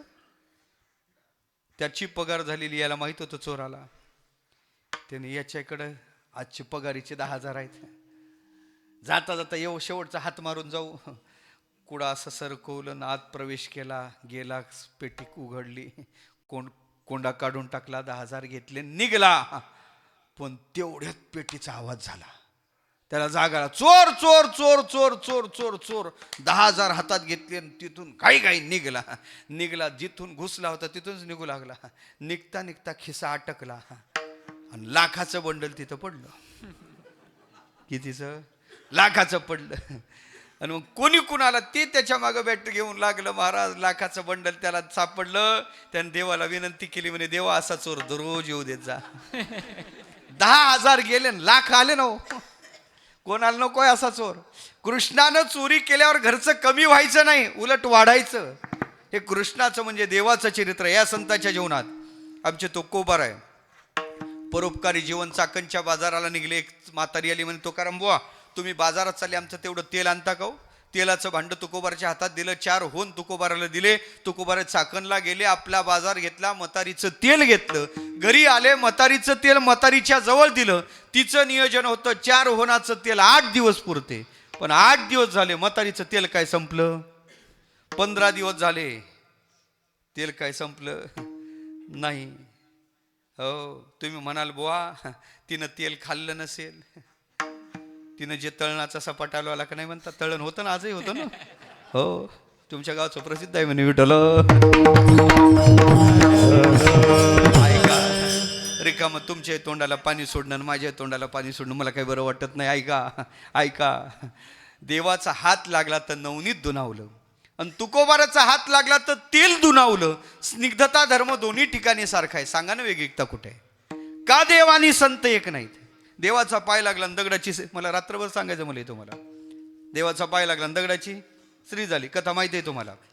आमच्या साधूचाही पाय लागला आणि दगडाची स्त्री झाली. ऐसा महिमा घनवट गंगा जैसी चोखट, जया जगी सुभट वाट झाली. अर्जुनाचं चरित्र. ऐसा महिमा घनवट. अर्जुन किती पवित्र होता महाराज. असं म्हणतात एकदा अर्जुन महाराज ते अश्वमेध यज्ञाचा घोडा सुटला आणि संरक्षणार्थ पाठोपाठी जात होते. जाता जाता तो घोडा एका शिळेजवळ थांबला. तिथून घोडा पुढे जातच नाही. रक्षणार्थ अर्जुन आलेत तिथं. अर्जुनाने रथाच्या खाली उडी टाकली. पायाचे रजकन तिथं जी शिळा होती त्या शिळेवर उडाली. शिळा राहिली नाही. शिळा स्त्री झाली. दिव्य विमान आलं, त्यात बसून ती स्वर्गाला निघून गेली. देव रामाच्या पायाच्या रजकन आणि दगडाची स्त्री झाली अहिल्या आहे, गौतमाची शापित पत्नी. आणि अर्जुन महाराज संत आहेत, यांच्या पायाच्या रजकनानं दगडाची स्त्री झाली ती उद्दालक ऋषीची शापित पत्नी आहे. काय सामर्थ्यात कमतरता, काय सामर्थ्यात कमतरता. एक कथा सांगतो थांबतो. पुढे चालतो, घड्याळ पुढे जात आहे. राम अवतार पंचवटी प्रतिकूल अवस्था. रावणाने स्वारी केली, सीतेला घेऊन गेला. अशोक वाटिकेत सीतेला ठेवलं. सीतेला वश करण्याचे नाही ते प्रयत्न रावण करतो, पण सीता वश होत नाही. खिन्न मुद्रेत रावण बसलेला आहे. रावणाची पत्नी मंदोदरी जवळ आली. स्वामी तुम्ही खिन्न का? काय करू मंदोदरी? पहिल्यांदा सीतेला मिळवाय गेलो, धनुष्य उरावर पडला, अपमानित होऊन आलो. आता सीता माझ्या ताब्यात आहे. अशोक वाटिकेत सीतेला ठेवलेलं आहे. पण खरं सांगू का मंदोदरी, सीता मला वश होत नाही. म्हणे चिंता करू नका स्वामी, तुमच्याकडे एक विद्या आहे, मायावी विद्या. त्या विद्येनं तुम्हाला कोणाचंही रूप घ्यायला जमते. तुम्ही एक करा, रामाचं रूप घ्या, कदाचित सीता तुम्हाला वश होईल. मंदोदरीनं उपाय सुचवला. रावण हसू लागला. ते म्हणे मी तुम्हाला उपाय सांगतो, तुम्ही हसता, माझा उपहास करता. अगं मंदोदरी तसं नाही, मी रामाचं सोंग घेऊन पाहिलं. मग अगं रामाचं सोंग घेतलं रे घेतलं का अंतःकरणात स्थितीची इच्छाच राहत नाही. काय आदर्शात आहे देवा, ज्याच्या सोंगात विकार नाही, जीवनात लांब राहिला. जहा राम वहा काम नाही. लोक म्हणत होते तुमचा देव सर्वत्र आहे, तर मंदिराची काय गरज होती? ऐका, आमचा देव फक्त देवच नाही, तो आमचा आदर्श आहे. आदर्श डोळ्यासमोर असला पाहिजे, देवा डोळ्यासमोर असला पाहिजे. आणि आमच्या पुढच्या पिढ्या आदर्श घडाव्या, याच्यासाठी आदर्शाची मंदिराची गरज आहे. म्हणून मला सांगायचं काय, रामाचं सोंग घेतलं तर सीतेची अपेक्षा नाही. हे रामाचं म्हणजे देवाचं चरित्र आहे. आपला विषय चालला देव आणि संत. चला संताच्या जीवनात, आमच्या तुकोबाराच्या जीवनावर प्रभात कंपनीने एक चित्रपट काढला 1936च्या 40च्या दरम्यान. संत तुकाराम, जुना ब्लॅक अँड व्हाईट. त्या चित्रपटात तुकोबाराची भूमिका स्वीकारणारे कल्याणचे सद्ग्रस्त आहेत विष्णुपंत पागनीस. त्या विष्णुपंत पागनीस आणि त्या चित्रपटात तुकोबाराची भूमिका स्वीकारण्यासाठी डायरेक्टरशी काही पैशाचं बोलणं केलं. एवढी रक्कम मला लागेल तेव्हा हे पात्र मी स्वीकारायला तयार आहे.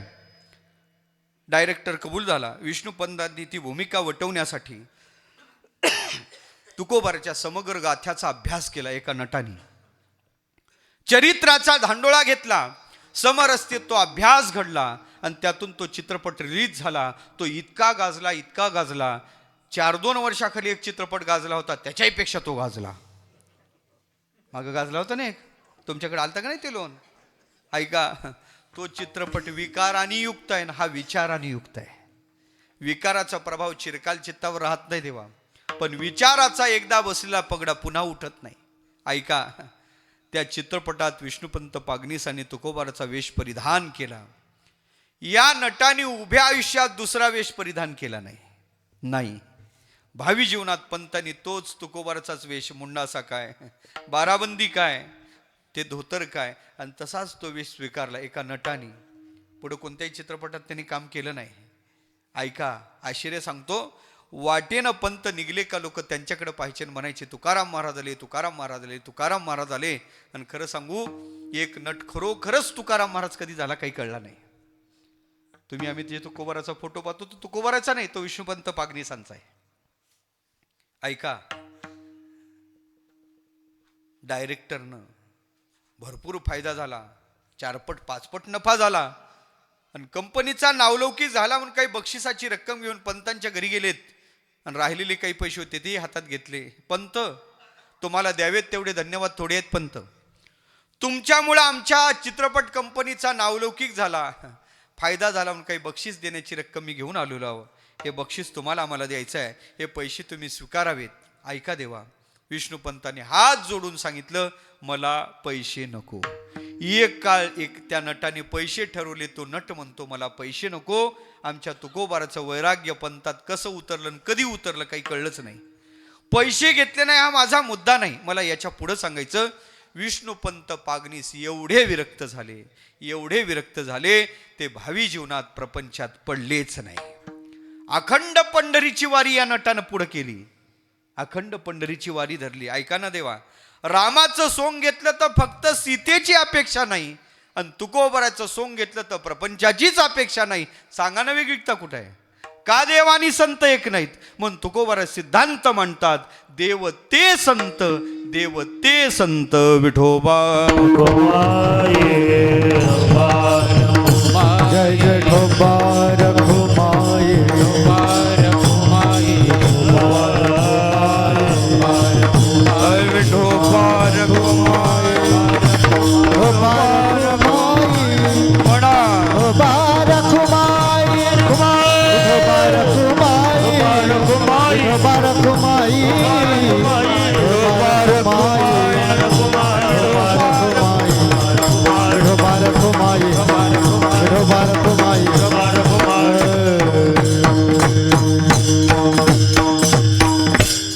देव आणि संत एक आहेत. तुम्ही म्हणाल बुवा तुम्ही युक्तिवाद करण्यात पटाईत दिसता. तुम्हाला शास्त्र सांगू ज्ञानशास्त्रात ब्रह्मसूत्रात सूत्र आहे अविभागेन दृष्टत्वात. भक्तिसूत्रात सूत्र आहे नारद भक्तिसूत्रात तस्मिन तज्जनेचे भेदाभावात. उपनिषद असं बोलते य ब्रह्म वेदेश ब्रह्म भवती स्वयं ब्रह्मणो नास्ति जन्मत पुनरेश न जायते. उपनिषदाचं वचन असं आहे ब्रह्मवेद ब्रह्म एव भवती. गीता सांगते ज्ञानी त्वात्मैव मे मतम. काय सांगू आता मनुस्मृती सांगते साक्षात भरगहा नराकृती. ज्ञानोबा म्हणतात एरवी नामरूप तयाचे पाहता ब्रह्मची दिसेसाचे. काय फरक आहे. सगळे ग्रंथ सांगतात का देव संतात अभेद आहे. देव आणि संत एक आहे. हा सिद्धांत देवालाही मान्य आहे संतालाही मान्य आहे. मी एकच चरण सोडणार आहे आणि बाकीचं सोडणार आहे. घड्याळ पुढे चाललेला आहे ना. कारण 2 तास महाराज अभंगावर बोलला तरी लोक म्हणतात आज महाराजांनी अभंग सोडला. आणि अलीकडल्या प्रथेनुसार 2 तास सोडून बोलला तरी लोक म्हणतात आज महाराजांनी पार अभंग सोडला. मी दोन्हीकडे बसण्याचा प्रयत्न करणार आहे. आलं का लक्षात. एक चरण सोडणार आहे आणि बाकीचं सोडणार आहे. एक चरण मी सोडणार आहे आणि बाकी सोडणार आहे.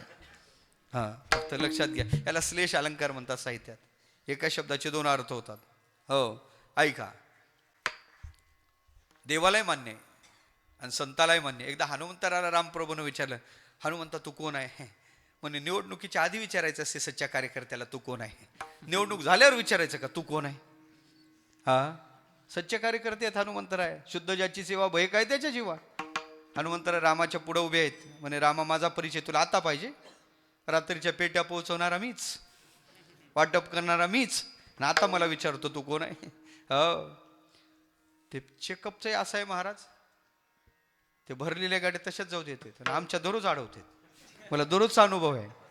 कोणीकडे जा कोणीकडे जा.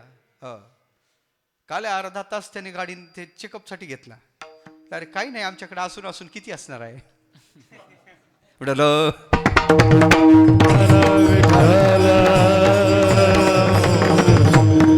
हो ते असं होतं. त्याला आपल्यापेक्षा ते सज्जन आहेत असं वाटते. असो दररोजचा हा प्रश्न येते सुद्धा 2-3 वेळा झालं. ऐका विषय काय चालला. हनुमंतराला रामप्रभूने विचारलं तू कोण आहे.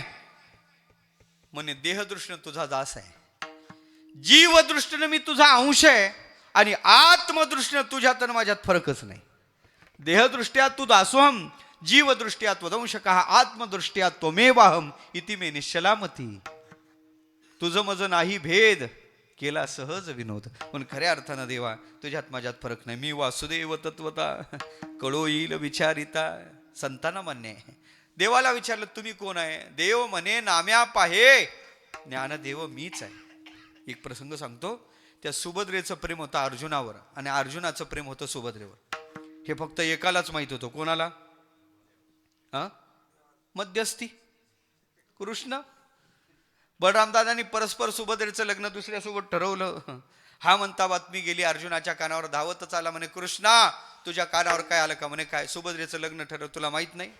म्हणे मी होतो ना चोरी केला. मग तुला माहित नाही माझं प्रेम सुभद्रेवर आहे सुभद्रेचं प्रेम माझ्यावर आहे. म्हणे सगळं जरी खरं असलं तरी आमच्या घरात बलरामदादाच्या पुढं कोणी जात नाही. अरे पण माझं कसं. चिंता करू नको तुझी व्यवस्था केली. म्हणे काय व्यवस्था केली. पिशवी काढली भगवे कपडे काढले. म्हणे आजपासून तुला हे सप्रेम भेट.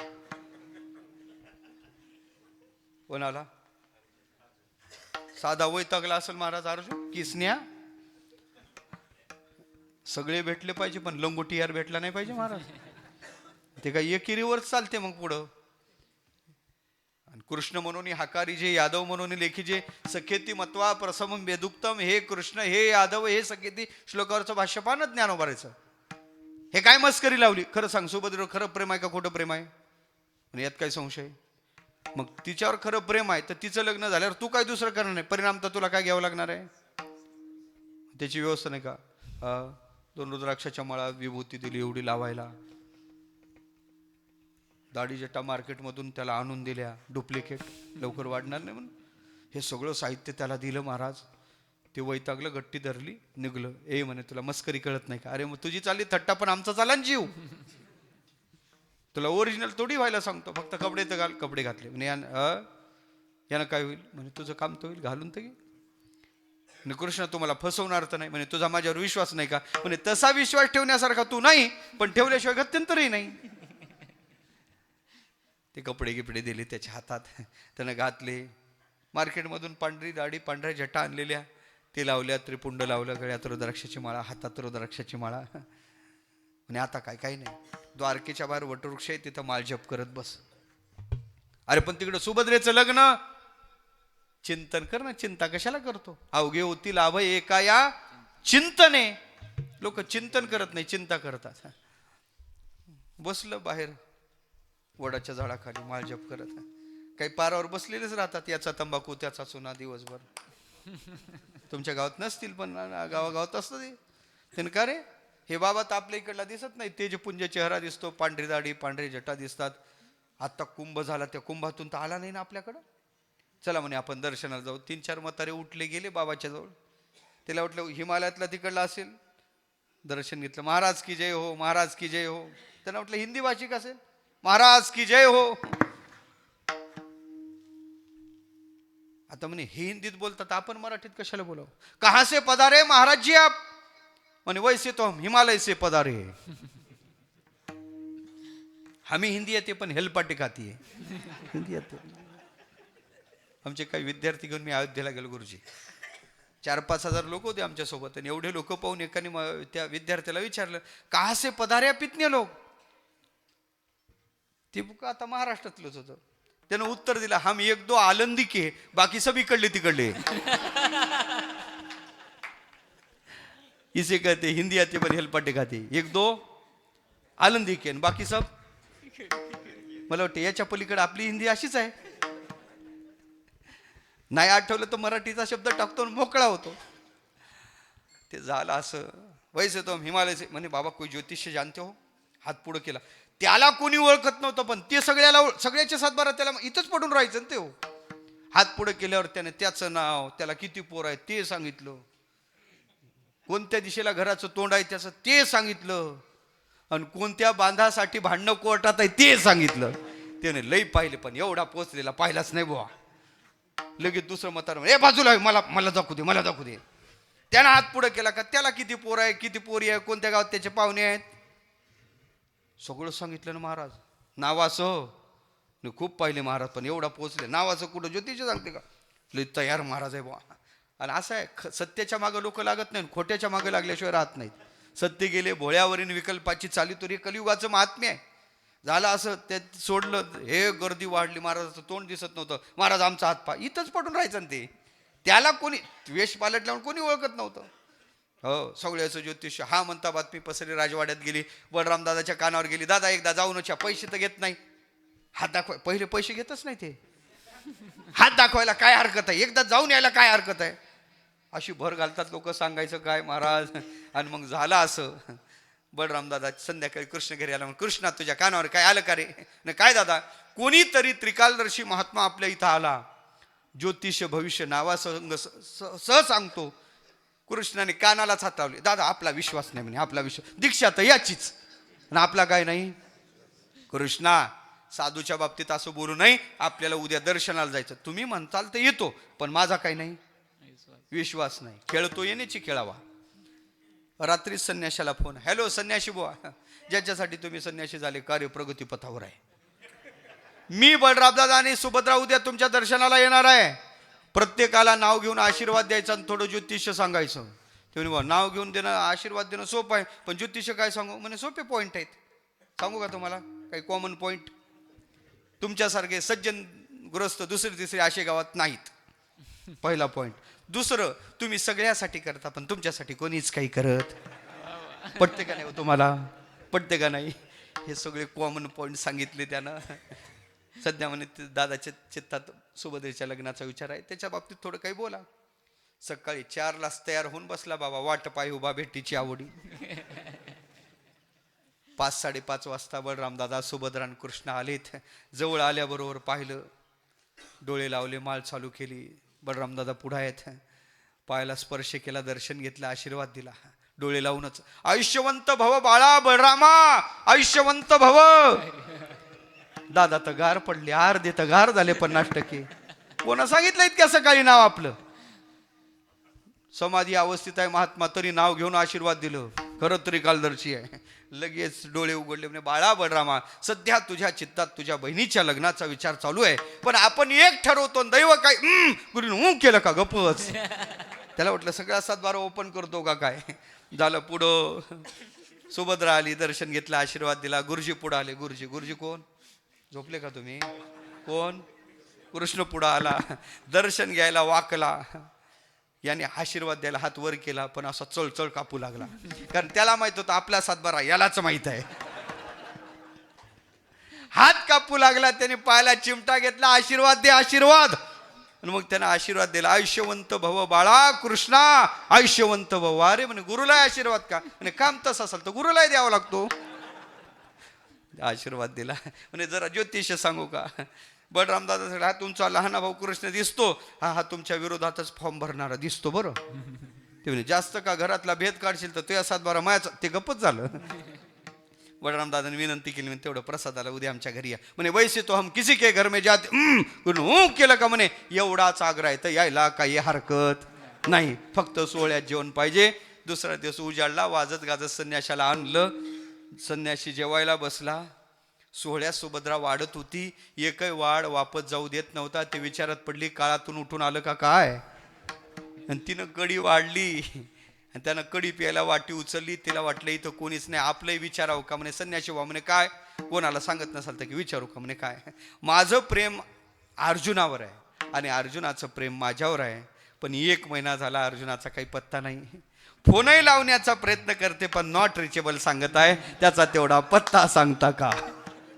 एवढं विचारलं का ते त्यानं कढी एवढी वाटी वर घेतलेली, फुकूच लागला होता. कढी गरम होते, फुकू लागला. तशीच वाटी, तशीच नाही, तिनं अर्धी दाढी खाली आणली. काय पाहता माझ्याकडं? मग ती त्याच्याकडं पाहत राहिली, यांना कुठं पाहिल्यासारखं. तिनं तोंडावर पाणी मारलं, चिमटा घेतला, म्हणे हे तर आपलं सोंग दिसते. अहो म्हणे कसं काय झालं, माझा कसा विचार केला नाही. म्हणे चिंता करू नको, गुरुजींना घाई तसं नाही. म्हणे आता माझं काय? म्हणे चिंता करू नको. म्हणे मी आला मग विहीर पाहला. तेच असं करू नको, फक्त आणखीन दीक्षा बाकी आहे, पाठीमागं रथ उभा आहे, चटकन चला. रथात बसले, रथ निघला, द्वारपाळाने पाहिलं, धावत आले, दादाला सांगितलं, दादा असं असं घडलं. दादा तर विचारात पडले. तिथे तेवढ्यात कृष्ण तिथे आला. म्हणे कृष्णा तुझ्या कानावर काय आलं का? म्हणे दादा मी आधीच सांगितलं होतं, आपला विश्वास. दीक्षा तर सूत्र तर इथूनच हालत होते. अरे पण कृष्ण आपली बहीण आहे, आणायला गेलं पाहिजे, असं नका. म्हणे दादा अविचारा नका निघू, सैन्य तयार करा. सैन्य तयार कराय दादाला पाठवलं, आणि स्वतः हो फोन लावला, हॅलो आम्ही येतच आहे, जास्त दूर काय रथ नेऊ नका. सुभद्रेला रथ चांगला चालवाय जमतो, रथ चालवायला तिला बसवा. तुम्ही रथात धनुष्य घेऊन फक्त उभे राहा, मारू मात्र नका, जास्त दूरही जाऊ नका. ठरल्याप्रमाणे रथ पुढं तिथंच फिरत होता, जास्त काही लांब गेलेला नव्हता. हे आले मागून, कृष्णाने पाहिलं सुभद्रा रथ चालवत आहे. म्हणे दादा जरा पुढं पहा. म्हणे पुढं काय पाहायचं? अरे संन्याशी घेऊन जात आहे सुभद्रेला. म्हणे नाही दादा, जरा डोळे चोळून चष्मा लावून पहा. तर डोळे चोळले, चष्मा लावला. काय दिसलो दादाला? कोण रथ चालवत होतं? मग रथ चालवणारा घेऊन जातोस का रथात बसलेला घेऊन जातोस तो? ड्रायव्हिंग कोण करत होतं? म्हणे दादा चुकीची माहिती भेटली आपल्याला, सुभद्रेनं संन्याशाला नेलं, पहा ना. मग दादा म्हणे सुभद्रा असं का वागत आहे? म्हणे दादा थोडं सांगू का, माझ्या कानावर थोडं आलं होतं. म्हणे काय आलं होतं कृष्णा तुझ्या कानावर? म्हणे ज्या अर्थी सुभद्रा रथ चालवत आहे त्या अर्थी संन्याशी दुसरा तिसरा नसला पाहिजे. म्हणे कोण असला पाहिजे? म्हणे माझ्या कानावर असं होतं का सुभद्रेचं प्रेम अर्जुनावर, अर्जुनच असला पाहिजे. म्हणे दादा म्हणे तरी त्या दिवशी मला आवाज ऐकत वाटत होतो बरं का जरा. म्हणे किसने, तुला किती दिवसाचं माहित आहे? म्हणे दादा मला खूप दिवसाचं माहित आहे. म्हणे अर्जुन तर तुझ्या शिष्य आहे रे, याच्यात तुझा हात आहे का? खाली मान टाकली, गप झाला बाबा. म्हणे बोलव, झाकली मूठ 1.25 लाखाची. फोन केला, या म्हणे. सगळं टाकलं, घ्या दादाचा आशीर्वाद. लग्न झालं. कोणाचं? अर्जुनाचं सुभद्रेचं. असंच लग्न झालं. तुम्ही कशाला सांगितलं? अभंगाला महत्वाचं होतं म्हणून. एक दिवस युद्धभूमी चालू आहे, आणि युद्धभूमीत देव अर्जुनाला म्हणतात, अर्जुना, संन्यास होऊन माझी बहीण तू चोरून नेली. माझ्या चित्तात तुझ्याविषयी विकल्प यायला पाहिजे होता, पण तुझ्याविषयी विकल्प माझ्या चित्तात आला नाही. ज्ञानेश्वरीच्या 11व्या अध्यायात ओवी आहे, 11व्या अध्यायात ओवी आहे. देव अर्जुनाला म्हणतात, अर्जुना, तू संन्याशी होनी जनी चोरोनी नेली माझी भगिनी, विकल्प नुपजे म्हणी का मी तू दोन्ही स्वरूप एक. माझं तुझं स्वरूप एक आहे, पण तुझ्याविषयी माझ्या चित्तात विकल्प आला नाही. याला म्हणतात स्वरूपाचा भेद. देवालाही मान्य आहे स्वरूपानं देव आणि संत एक आहे, पण तिथं कोणत्याही प्रकारचा भेद नाही. देव ते संत, देव ते संत. मग निमित्त मात्र उपहिताचं ऐक्य झालं का उपाधी नाम मात्र बाजूलाच जात असते. देवा उपाधीत कधीच अभेद पाहायचा नसतो, उपहितात अभेद पाहायचा असतो. नाम मात्र प्रतिमा आहेत, पण वास्तव्यात दोघात अभेद आहे. हे मी तुम्हाला भावनेनं सांगतो आणि सगळ्याला कळावं म्हणून सांगतो. अभंगाचं दुसरं मी तो सांगत से भावे, मी तो सांगत से भावे, सांगत से भावे, मी तो सांगत से भावे, तो सांगत से भावे, तो सांगत से भावे, मी तो सांगत से भावे,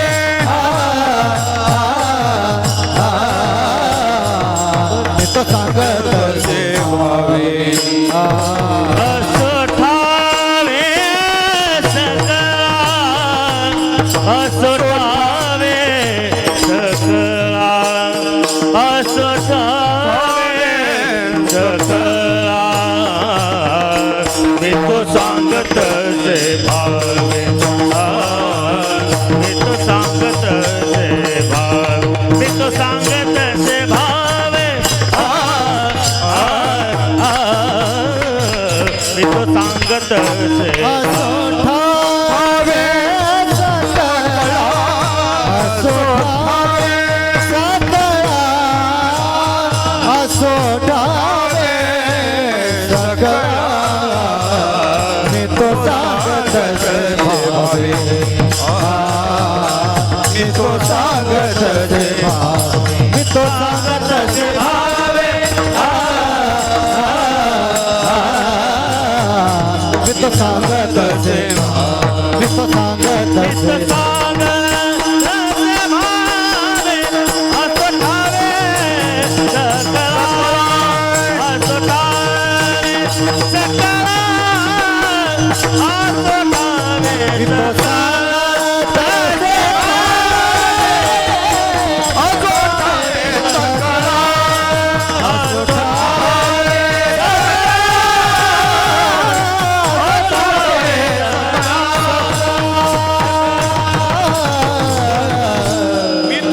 भावनेनं सांगतो, सगळ्याला कळावं म्हणून सांगतो. देव आणि संत एक आहे हे मी तुम्हाला भावनेनं सांगतो.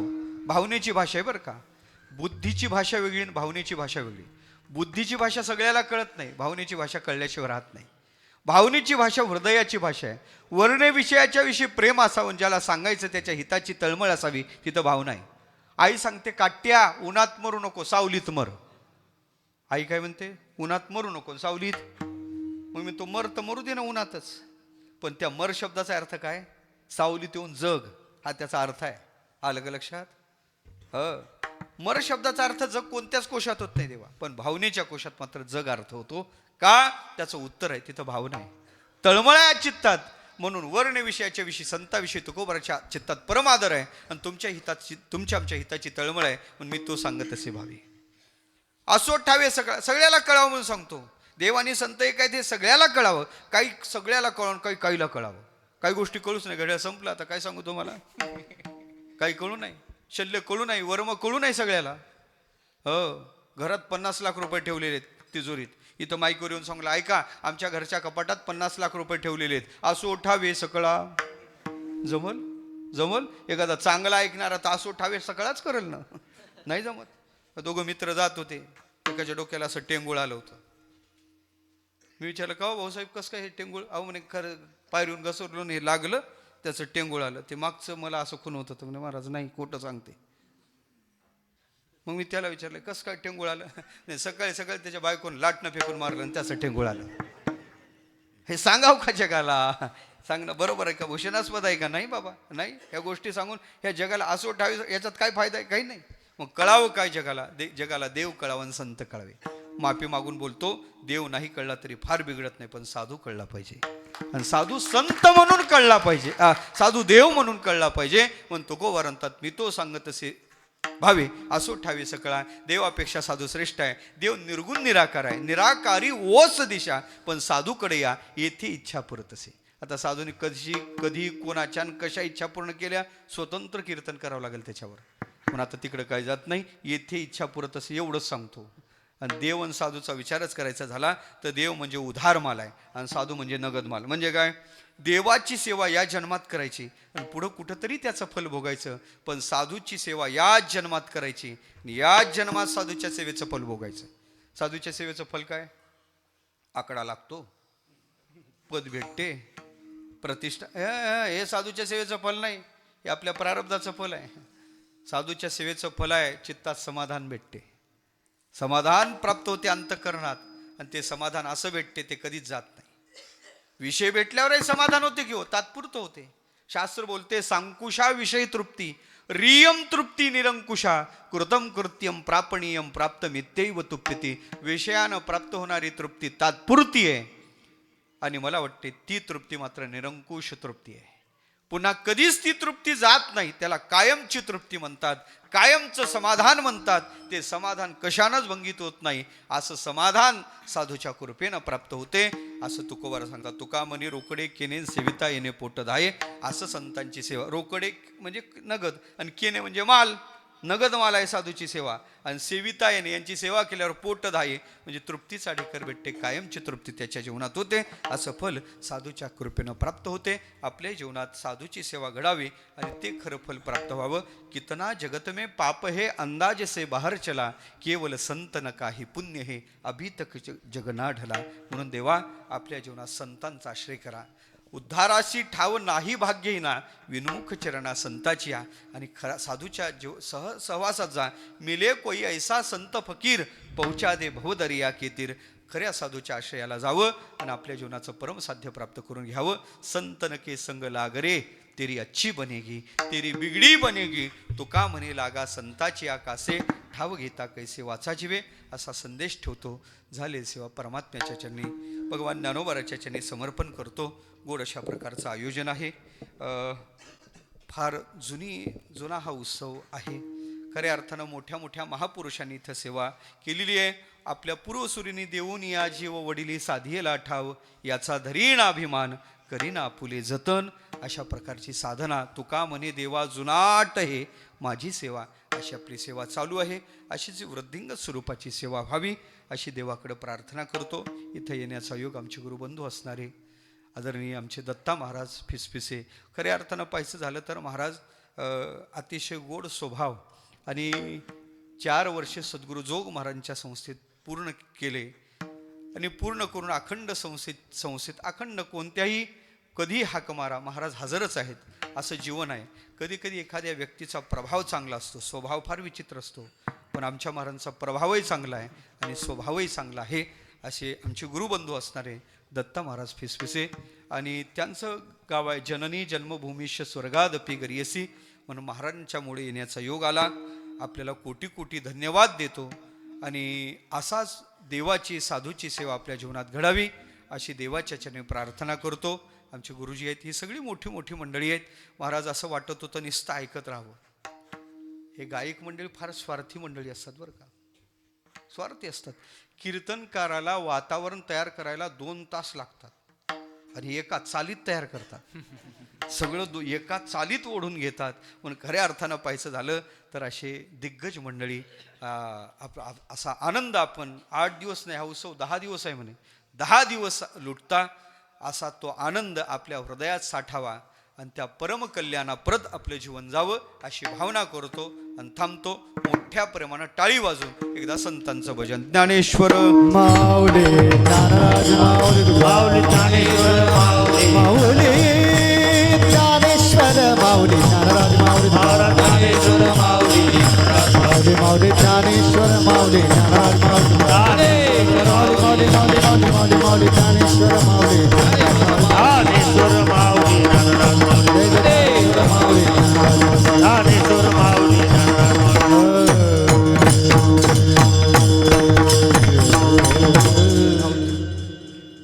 म्हणा धावती म्हणा फक्त. प्रभाकरराव पिंगळीकर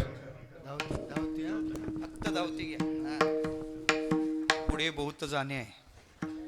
तू का म्हणे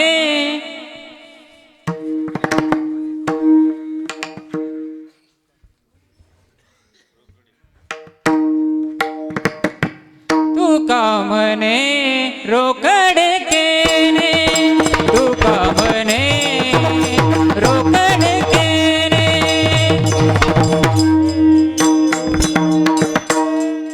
म्हणे रोकडे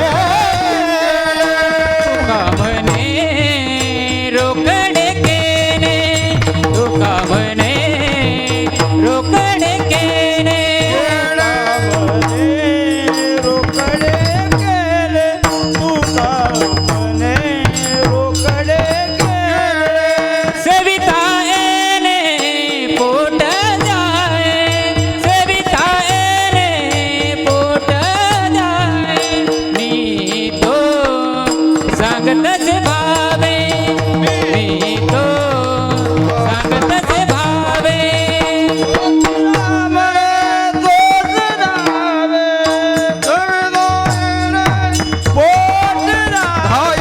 मी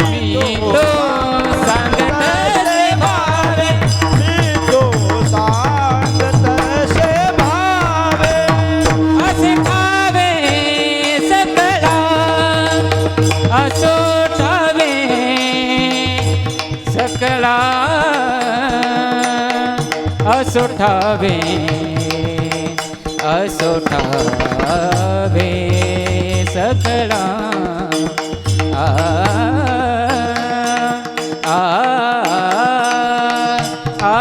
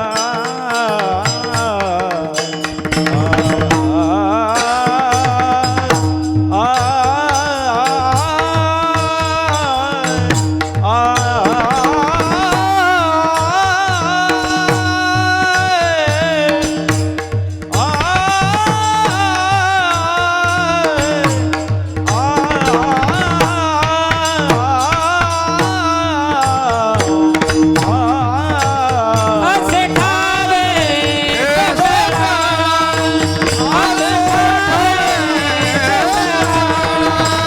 मी तो